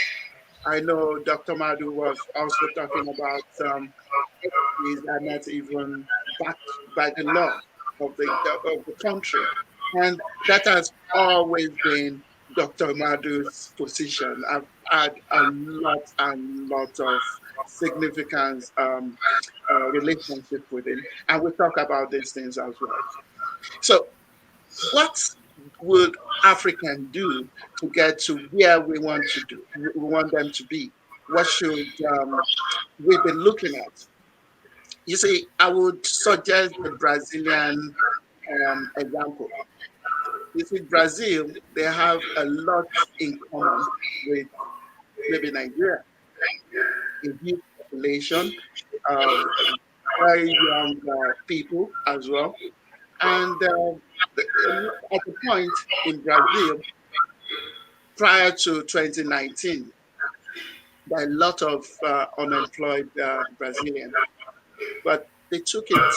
They took it as a challenge, and the government, along with the corporate sector, they put things in place for Brazilians to be different. One of what they did was what they called the TVET. TVET stands for the Technical and Vocational Education Training. Technical and Vocational Education Training. What it is, they go to the industries. They have what type of person do you want in the next 10 years? What are the skill sets you want to work in your company? And maybe the company will say, look, in the next 10 years, I will need about 4 data scientists. I want 2 developers. I will need a customer service person. And imagine a company, a country collating their future human resources need and giving that back to the university and say, this should be what we want you to produce. You see, because of that, in Brazil, if you leave the university, within 6 months, you get a job because they are able to break off from the disconnect that we find in our own state today, whereby the university is teaching X, but the private sector are looking for Y. And because of that, you find the private sector not finding the right skill set among the 15 million graduates that African countries are producing every year. So the need for this. So basically, the Brazilians, what they also did what they call the world skills competition. You know, what it means is they bring people together so that they could demonstrate individual skills as well as collective skills. Many people will be asked in interviews, how do you work? And some people say, I love working alone. But people are also talking about being collaborative, being able to work with other people as well is important. Do you know that displaying such skills at world level, at a competitive level, is what the Brazilians are also doing? And they did that. And do you know who were there as delegates from Africa? We have the Malians, we have the Rwandans, the Mozambicans, the Cameroonians, and of course, the Nigerians. They participated, they show interest in it, they try to learn what the TVT means, how it's going to be helpful to their country, to their continent as well. And basically, you could imagine it is important because the Western West Sub-Saharan African GDP has jumped up from the 1990s from the 2% to about 5.5%. It has kept that level for quite some time now. So it's important for Africa to learn from Brazil, to learn from BRICS, the BRICS nation, the Brazilian, the Russian, the Indians, what else is BRIC, and the South Africa as well, and China. So these are things we sent delegates to. But who are the delegates here? Where are they now? I don't think Femi was part of them. What did they write down? How has that impacted on what we are doing today? What has it brought to the table? So those are the questions we should ask. So basically, what other thing they brought from Brazil was private sector management of the training levy. I remember I started working many years ago. If I say it's ego or think I'm very old man. We used to contribute to ITF, Industrial Training Fund, and it was 4 naira. I don't know how much it is now. I don't know. I wasn't trained by Industrial Training Fund at any level, but the fund has become so much now. The ITF fund, the 4 naira we used to contribute. Every human being working in any sector of Nigerian economy was contributing to that fund, and that fund has become a mammoth. I think they have their headquarters around Ojota in Lagos, and but who knows what they do? I don't know. I haven't seen somebody that says I've been trained. Because the problem was Industrial Training Fund of Nigeria, that was different from the Brazilian model, was run by the government. It still has the bureaucratic affiliation of the government. The government manages it. The fund is there. People don't know what to do with it. They don't know how to pay for research and all that. But in Brazil, their fund, that private sector management fund is managed by the private sector. Yes, the private people themselves. And because it's managed by the private sector, they're able to connect to the need of the society. They're able to train the people who needed the training. They are able to put a training for the trainers. And that brings about the needed upskilling they need in Brazil. If you say Brazilians, they come to Europe as well to work, and most of their certifications are accepted without questioning in Europe. I think was the speaker before Dr. Fahad that was saying basically, we have the skills, we know the language, but people don't still trust us. But why are they trusting the people from Brazil?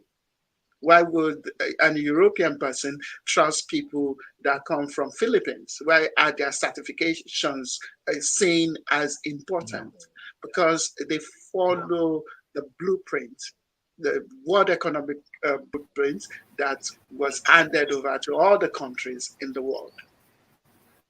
There also to think about the relevance of skill training for the labor market. I've said that before. What is the relevance of our institutions? What certificate they are teaching? What syllabus are they teaching? Are those syllabus, the syllabi, are they current to what the world needs? I read in the news today, and Elon Musk is bringing SpaceX, the internet, is bringing it to Nigeria. It could hit us next year, which means there's a planning.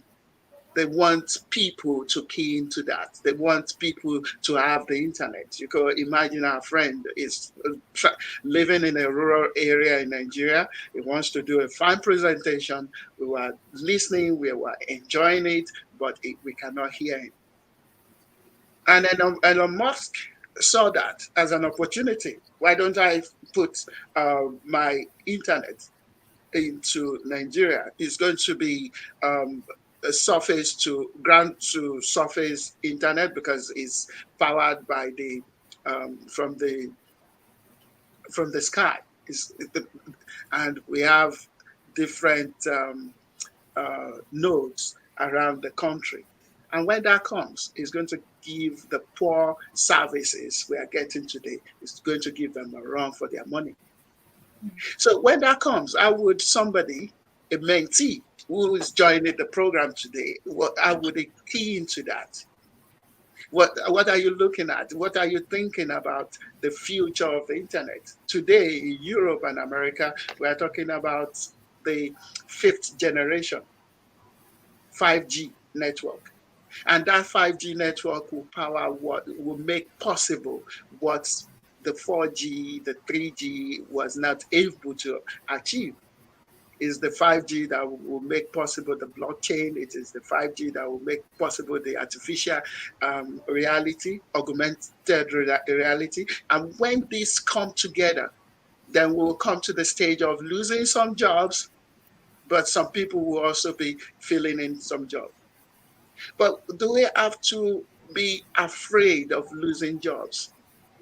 Computers are mindless. They don't have empathy. And that is the beauty of human.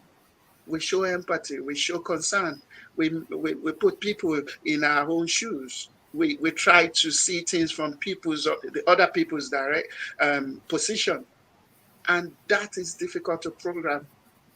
I'm a programmer. I can't imagine programming empathy.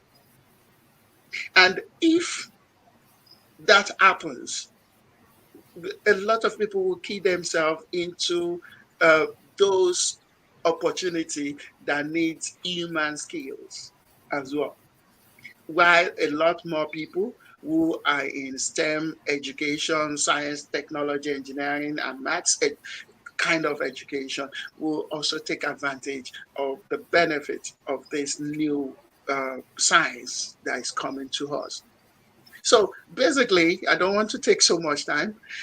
We have quite an opportunity in Africa. I think was Dr. Jacob that said we are competing with Europe, we are competing with America, we are competing with India, we have the Chinese we are competing with, but we have to present ourselves as a beautiful bride ready to be married off to the best bidders. We want to show when the World Economic Forum comes back to interview CEOs around the world. We want them to be able to say, yes, I'm confident I could get the skill set I need in Africa.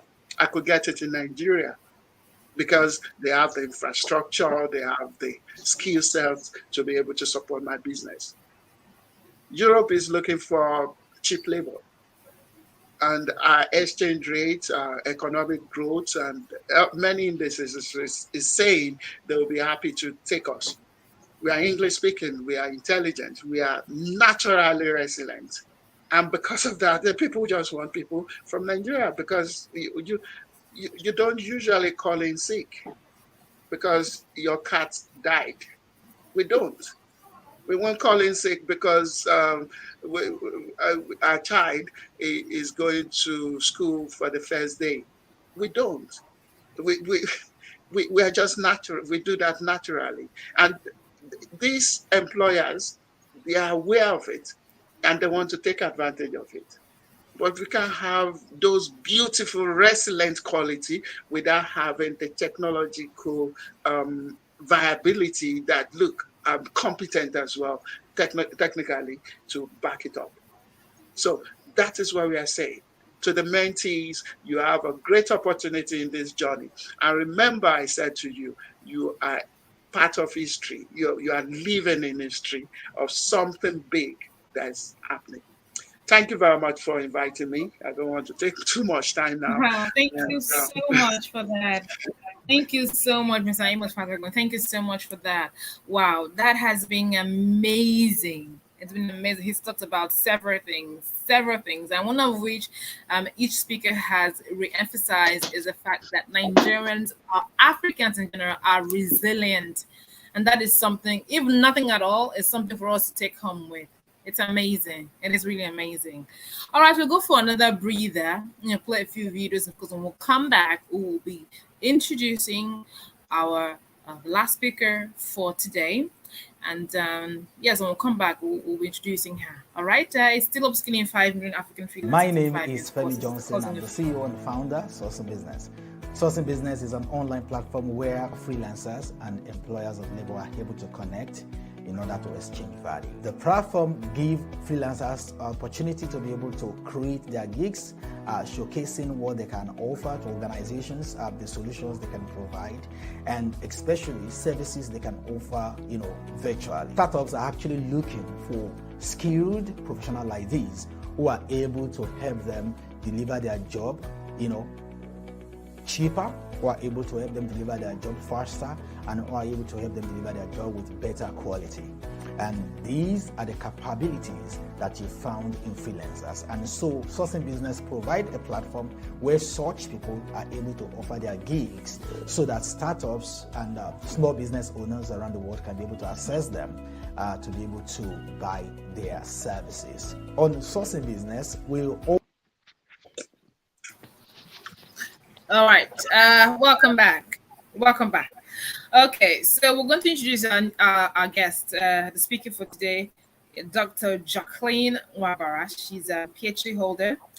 She's an astute UK-based visionary and an accomplished business strategist. Also, a keynote speaker, and whose area of expertise are business sustainability, transformational leadership, and change management. Okay, now for more than a decade, she has attained invaluable senior managerial positions, experiences, transforming equality, diversity, equity, and inclusion space by devising and implementing innovative lean solutions for a cross-sector of EMEAs based private and public and third sector as well. Now, while she's at the helm of affairs of the Wabara Public Relations, till date, she's amassed over 20 years of experience providing bespoke integrated communications and brand development solutions for startups to multinational blue chips. She basically, her experience cuts across both internationally, and it's amazing to have such a speaker. She's also the founder, CEO of Nubian Arts Foundation, CIC, and it's an artist and talent development hub, and also Center of Excellence for all things creative. She also has gone ahead to win multiple awards. She's also for Miss and Mr. Nubian pageant. That is an arm of her foundation as well. And she will be speaking to us today on the topic, the importance of excellent delivery in freelancing. You're welcome. Thank you, everybody. First of all, I'd like to thank Femi Johnson for this wonderful platform. He is someone who can approach you via, to be honest, this actual forum itself is one that everyone has met Femi, I'm sure, not face to face, but over the various digital platforms. So I'd like to thank Femi for his tenacity in garnishing every single individual who has spoken before myself. We've all galvanized every single aspect of outsourcing. And as you said earlier, I am the last speaker, and I'll be talking about the importance of delivery in freelancing. Now, we all know what freelancing actually is, and because of the pandemic and various other factors, the gig economy has grown by 30% since 2018. So the gig economy, as it's terminized, is a gig. Now, that particular gig that someone has decided they are good at, obviously I'm not going to rehash what the previous speakers have said. We'll actually look at the word gig. Freelancing equals a business. So business opportunities have grown threefold in the last 4 years. Now, when it comes to Africa, they've positioned themselves in a way that the last 2 decades have enabled them. Now, my heritage is Nigerian, and I've had the opportunity to see both sides of the coin when it comes to Africa and Europe. Now, my topic, as I said, is delivery. Now, when it comes to Africans, we are resilient, as my previous co-speakers have said. We have superlative levels of intelligence, education in abundance, universities are springing up, grades are getting better, and brand Nigeria, I'll speak for obviously what I know, has grown in Europe. So as they say, an average European, I'd say a Caucasian, when you ask them about Nigeria, they will actually exemplify one major factor, that they're very intelligent, they're business minded. And from a freelancing perspective, and for someone who's trying to penetrate into various parts of the world with their business, that actually is deemed as positive. The global economy is embracing the intelligence, the skill base, and the determination for business growth. But when it comes to delivery, the question is, are Africans able to align their experience, their skills, their tenacity, and their determination with their delivery? And sadly, they haven't been able to be as successful at the latter part of penetration. So galvanizing every single aspect of your business to ensure sustainability has to home in on the latter stage from a continuous business or sustainable business perspective. So we've all heard of sustainable business, various business models. We can adopt, we can package everything. You can have the best website. The CEO can package themselves as the best speaker possible. They can have so many fans, followers, etc. on social media. Sadly, that doesn't cut the grain, because when you deliver your product, your service to a global world, you are being benchmarked on a global standard. So competence-based wise, let's say in Nigeria, for example, if you're procuring a contract to your fellow Nigerian, the service level agreements may say X, Y, Z.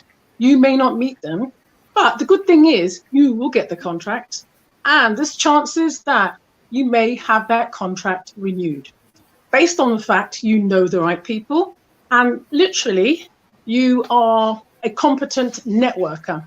And that's one of the differences that somebody who's trying to penetrate out of Africa may encompass as one of the barriers to business growth. So if you're thinking about diversifying your business services, etc., within Africa and actually growing, the chances are, if you have the right connections and you're networking with the right individuals, the chances are you will be successful. The problem you may encounter is when you try and, for example, fill in a procurement or place it, respond to a tender in, let's say, London. The standards are not just different, they have to be adhered to. And that's where delivery has to be an area of concern for any individual who is thinking of growing or outsourcing to the global economy.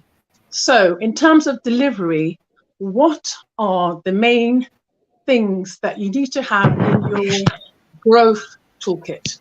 Okay, so we'll call it a delivery toolkit. I'll just bullet point it.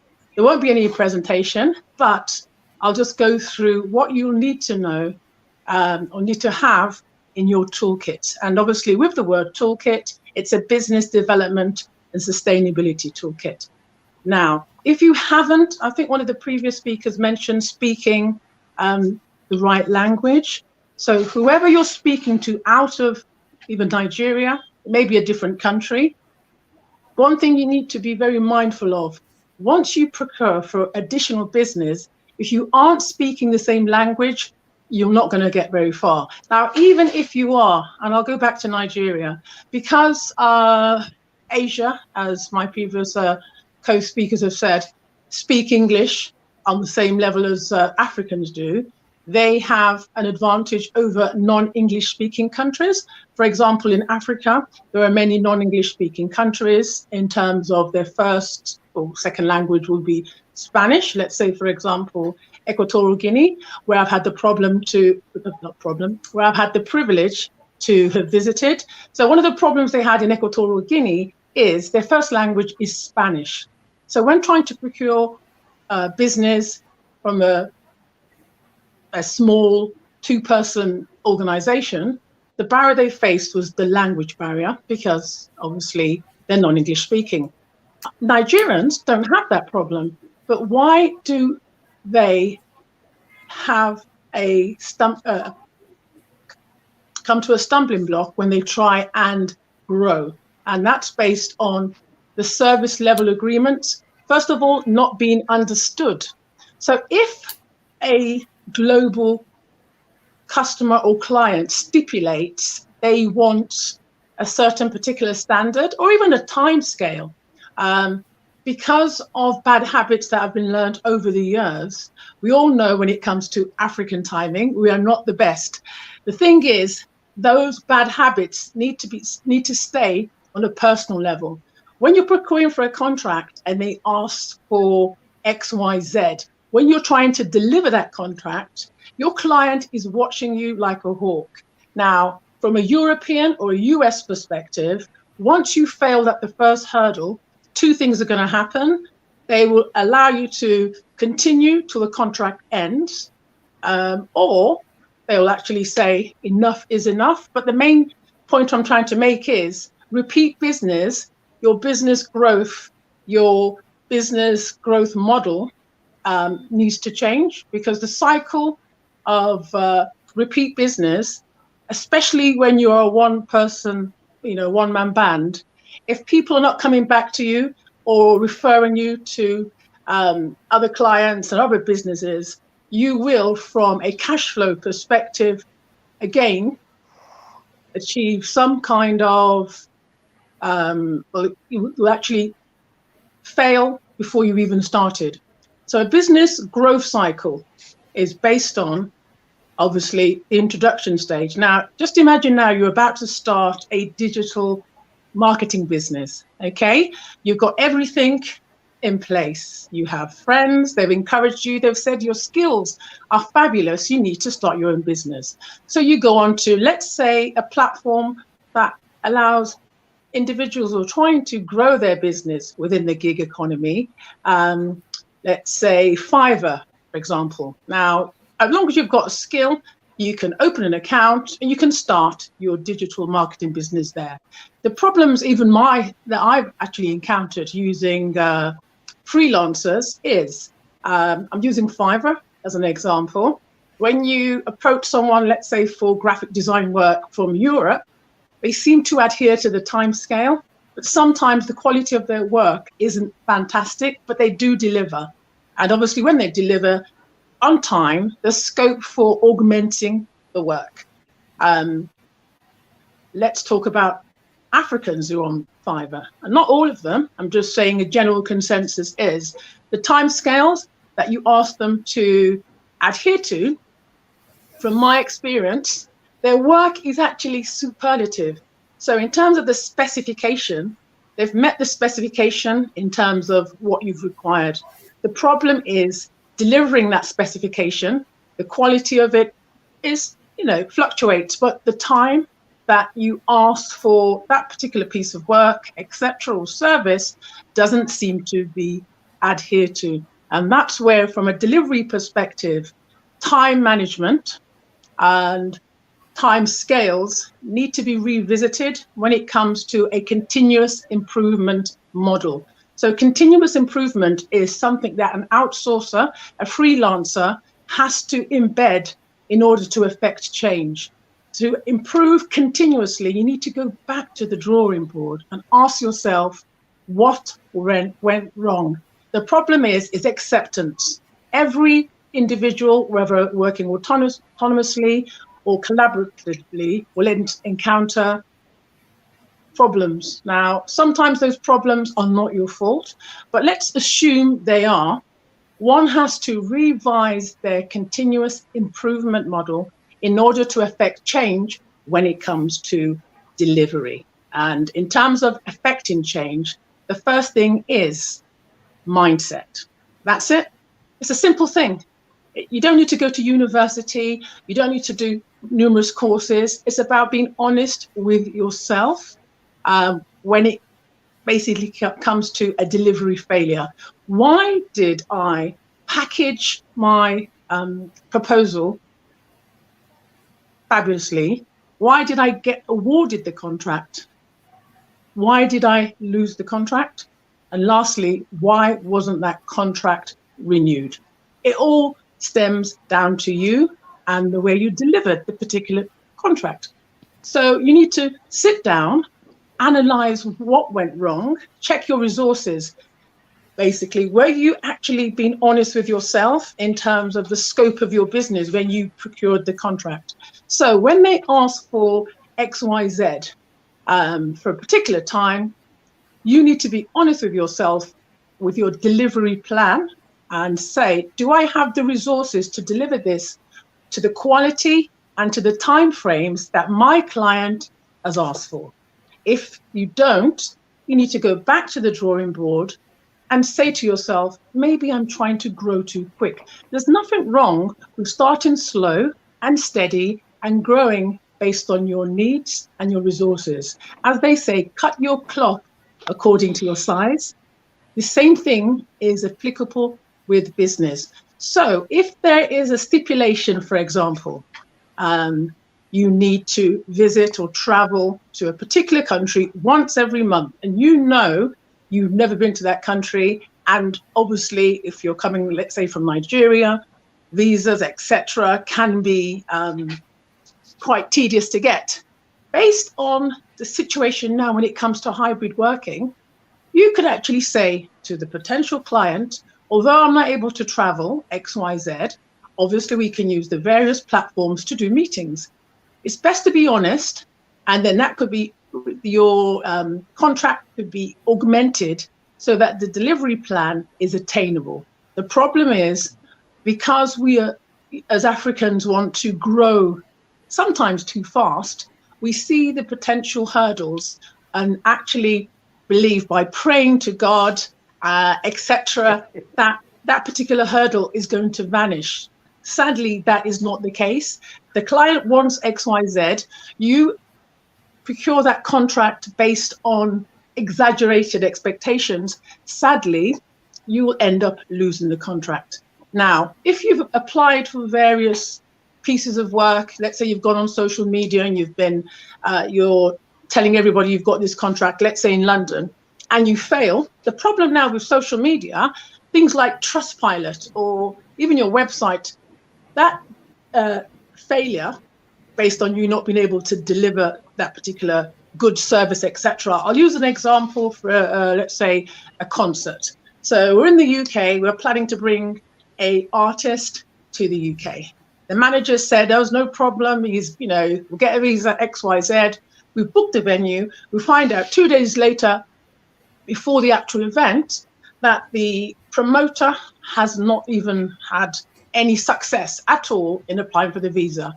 But you would have known that at the beginning, but didn't divulge that the person he was trying to help to bring over has problems traveling for whatever reason. Now, when that is communicated by the actual client, because of the advent of social media, that's actually going to give that particular person a blacklisted kind of brand. So in terms of delivering successfully, the blueprint has to be adhered to based on the fact that your mistakes, unlike 20 years ago, are not actually, is not something you can actually keep to yourself. If somebody makes a statement that this person I gave them some, say, graphic design work and they didn't deliver on time. The problem is that lack of delivery or imperfect delivery could be made public. And that's the advent of social media has been fabulous when it comes to being an opportunity for your business to grow. But if you fail to deliver, sadly, the world could potentially know. So back to what I was saying about the delivery model and the your delivery plan. You need to be realistic. You need to be honest. And if that's communicated from the offset, because Nigerians and Africans on a whole are known to be determined to better themselves. That's one thing about Africans. If we see an opportunity to better ourselves, we like to take it. So the advantages are so stacked high that telling a particular client XYZ that maybe because of technology, maybe because of the network, various things can happen to you as a reason why there could be a delay. And the main thing is just honesty and communicating. I think that this particular time frame is realistic, and then when you give the plausible reasons why it may not be delivered, for example, it's known in Africa that there's intermittent lighting in Nigeria. We all know about how, in terms of the electricity can just go anytime. We all know when it comes to networks, as we experienced earlier, anything could happen. The thing is, do not be afraid to communicate these things when you're actually factoring in your delivery plan. The honesty aspect is not going to go against you. When you're actually not being honest, that's what is actually going to be the biggest downfall when it comes to growing your business, your brand as a freelancer.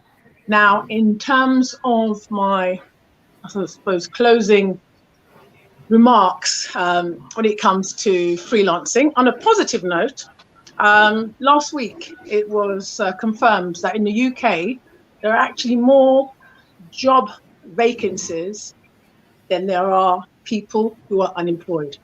So that basically means there are more vacancies, and UK in particular don't have enough people to fill them. Now, I work in the, let's say the corporate sector from a 9-to-5 perspective, and I'm not talking about the creative side now. So based on that particular factor, you can Google it, it's there. There are opportunities in various sectors: finance, IT, the creative industries. The biggest one, which I will be doing something separate offline on my own platform on Instagram, is the health sector. Now, people ask, is a person, for example, a nurse or a care worker, a self-employed entrepreneur, etc.? Now, in the UK, there are many individuals who are self-employed care workers and nurses. So in effect, the UK are positioning themselves. They've obviously approached different continents, but thankfully, having been successful outsourcing work to Asia, thankfully, Africa, Nigeria are now being considered for the healthcare jobs, or the lack of individuals to fill them. So as I was saying earlier, in terms of delivery, Africans, Nigerians are now regarded to be as competent as their fellow Chinese and their fellow Asians. The only drawback, as I said earlier, is the negative perceptions pertaining to our abilities with regards to quality and delivery. So based on that, all we need to do is quite simple: to be on par with the Asians and with the Africans, even in Nigeria or Africa as a continent as a whole. All that needs to be done is quite simple. The delivery model needs to be augmented in order for the world at large to know the negative perceptions with regards to Africans no longer exist. Africans at large can deliver services, business as good as anyone else. And I think on a positive note, that's what we need to be mindful of. Delivery is something that can be changed. It's just a mindset and a behavioral thing. It doesn't need you to go to university, It's just sitting down and saying to yourself, I really feel I can grow my business. I really know that I may have failed in the past because of X, Y, Z, but with a mentoring programs like this one, if there's any problems in terms of delivery, reach out to someone on social media, reach out to me. My name's there. Reach out to anyone who you feel can give you an extra advantage that can help you deliver your product or service within Africa or beyond. And that's what I feel we should end this wonderful session on in terms of hope. There is, as long as there's hope, we have every single thing in terms of skills, skill set, knowledge. It's just making sure you're aware that from a global perspective, there are areas that we have not been delivering on. And that's obviously the toolkit in terms of making sure you are ready to experience the growth, making sure you are ready to procure for the growth by changing your mindset and your behavior and the culture at large of your business. And when we talk about culture, the outsourcing gig economy culture, basically the culture has changed. It now is being more accepting, but the standards, because there are more people vying for the same amount of business, have actually increased. So all you need to do is augment yourself and your mindset and watch the growth happen. All right, that was Dr. Jacqueline Wabarash. Thank you so much for that. That was amazing. Thank you. Now it's obvious she said a lot, and one of the things I picked up from what she said was honesty is so important. I mean, we'll have to agree that in Nigeria there seems to be a bit of a problem with that, and it's a mindset we need to change. This mindset we need to change if we want to make ourselves valuable and taken seriously on the global scale. All right. So Dr. Jacqueline Wabarash, thank you so much for that. And let's see if we have a few questions or some comments. This one here is coming from okay, I've taken that one. Let's see. Okay.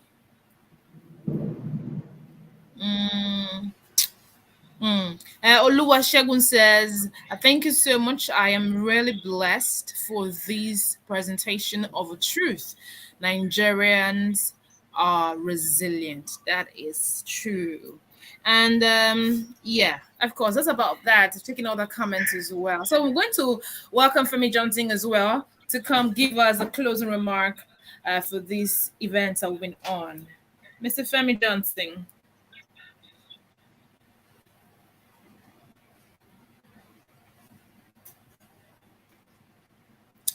I believe you're mute yourself. You need to unmute yourself so that I can hear you. All right. I think can you hear me now? Yes, we can hear you. All right. I think all I just have to say at this point is to say a special thank you to everyone. I think being able to move all of these great people, great minds, from different parts of the world to come be part of, come and be part of what we are doing here on this platform, I think is commendable. It also shows that for the mentees, it shows us that there's a lot of support for us. There's a lot of people, organizations, institutions who believe in Africans and who believe in Africa, and who believe that we have so much, to bring to the table as far as the global community is concerned. So what I'm going to say is that please do not relent on your support for Africans and for African youth, because we need to see the development of the world as competition. We are not just part of the world, we are part of the competition. And for me, I look at that competition like warfare, actually, because that's the way I do business. I don't see business as something that should come to me, sales should come to me, or business should come to me. I have to fight for it. Whatever I'm going to get, I have to, in Nigeria, we use the word hustle. I have to hustle for it. That's the mindset I have. So if we are going to grow in Africa, if we are going to bring Africa out of unemployment, out of poverty, we have to fight for it. And when we look at the nature and the method of war, that's what we call mobilization. We have to mobilize ourselves. We have to mobilize our resources. We have to be deliberate. We have to be tactical. We have to be on the attacking mode. Why am I saying this? Is that the African society will never get better by accident. We need to invest into it, not just money. We need to invest time. We need to invest our talent. I want to thank Dr. Jacqueline that said that you can reach out to me, and that's true. You can reach out to her, and by the grace of God, in the coming stream of mentorship, she's going to be available as well. At least she should have like 1 or 2 sessions with the mentees by the grace of God. So what I'm trying to say is that we need to mobilize, and we need to be people focused. Africa for so long time, decades, we have been resources, we have been natural resources focused. We talk about South Africa, you want to talk about gold, Ghana gold, you talk about Nigeria, you talk about oil and gas and all of that. Yet we remain very poor. And when you look at other part of the world, when you look at China, when you look at Europe, that we talk about so much about America, they don't. You can't tell me today and say Europe is you producing gas, they're producing maybe oil, or maybe they're producing maybe whatever it is, natural resources, but it's human resource. These countries focus on human beings, but Africans, we abuse human being and we focus on material things. We want to have the best of cars, we want to be the richest in Nigeria, you want to have the most expensive stuffs and all of. We impress ourselves, we oppress ourselves. So what we need to focus on is building better people. And that's why when you look at this on the street of Nigeria, for example, I think a few weeks ago, I saw a group of young people actually, lynching another African man on the street of Lagos at Lekki. And I look at it, and on that video, I could see police vehicle passing on the road. I mean, that was crazy. The guy was killed on the street. That tells us that we have become suddenly blind to human beings, and we focus on the next election, the next governor, the next House of Rep, the next, contract, the next government appointment, the next gas, the next oil, and all of that. And with all of this, we are getting poorer. And of course, because we have neglected our young people, look at what they've become. Young people just want to become rich doing nothing. And thankfully, we have quite a number of people on this platform as we speak who are in Europe. Professor Jacob is in South Africa. Dr. Fahad, Dr. Jacqueline, okay, Mr. Amos, you are both in Europe. You will agree with me that when you wake up in this part of the world, you wake up as human being, you think of your work, of your job. But you see, in Africa, you wake up, you're just thinking of where is money going to come from. That is the problem. You just wake up, if I can just have like 1,000 naira now, if I just see somebody to help me now. And these are people, these are resources that should be creating wealth for Africa. A few weeks ago, we had to do some things, in sourcing, and we have to send money to somebody. We have to create somebody account in Nigeria to help us make payments in UK because, our card could not work. CBN have to stop card from, transacting outside Nigeria because money is not coming in. Yes, money will not come in because you have population that could contribute globally, but they are not upskilled. They are not provided platform. They are not mobilized. They are not coordinated. Instead, we coordinate making money. You become billionaire in Nigeria, and you can't even talk about how you made the first $1 million. I mean, everybody just celebrated that you are rich. Nobody know what you do. Okay, so this is the problem, and we have to start thinking of fixing it, not thinking that the problem will fix itself. We have to fix it, and how do we fix it? We have to empower the young people. We have to teach them what they can do, and that is essentially what we are doing on sourcing. So many people don't actually know what they can do. They are graduates, but they are thinking of one day one organization will employ me and I will have a job. But they don't know that nobody employs anybody. Everybody is looking for somebody who is going to add value.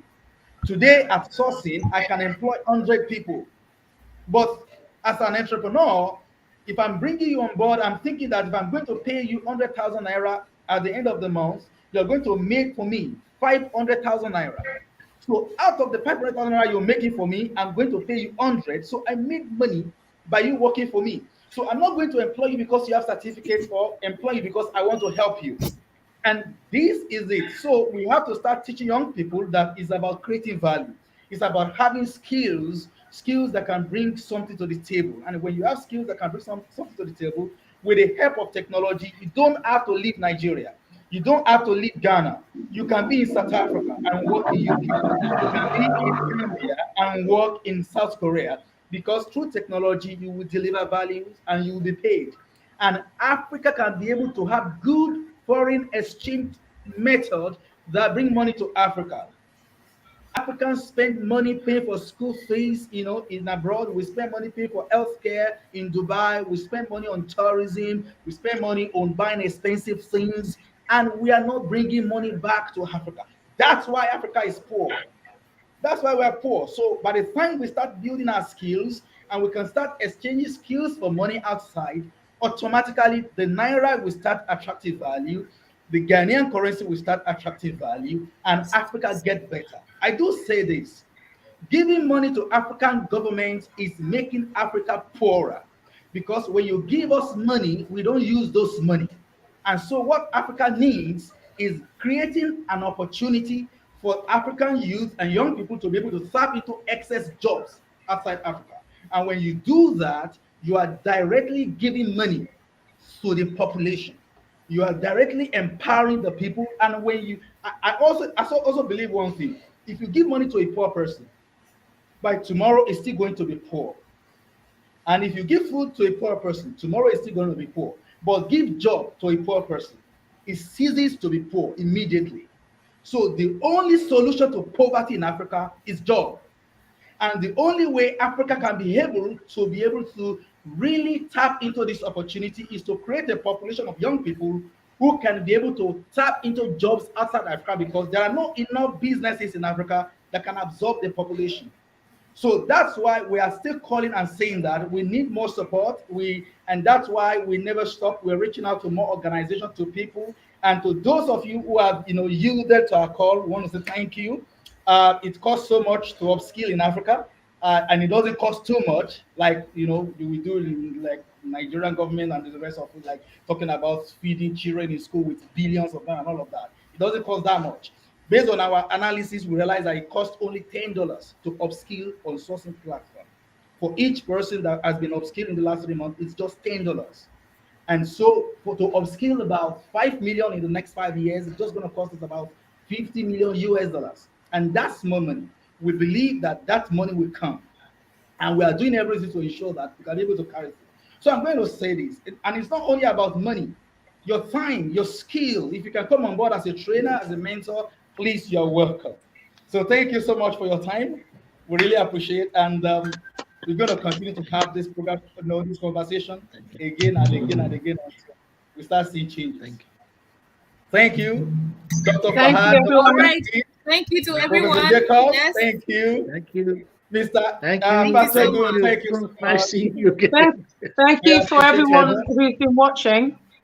Everyone who's been watching on Thank you. Facebook, on YouTube, and on LinkedIn. Thank you very much. Yes. Thank you. Thank you. Go in peace. Yes. I you too.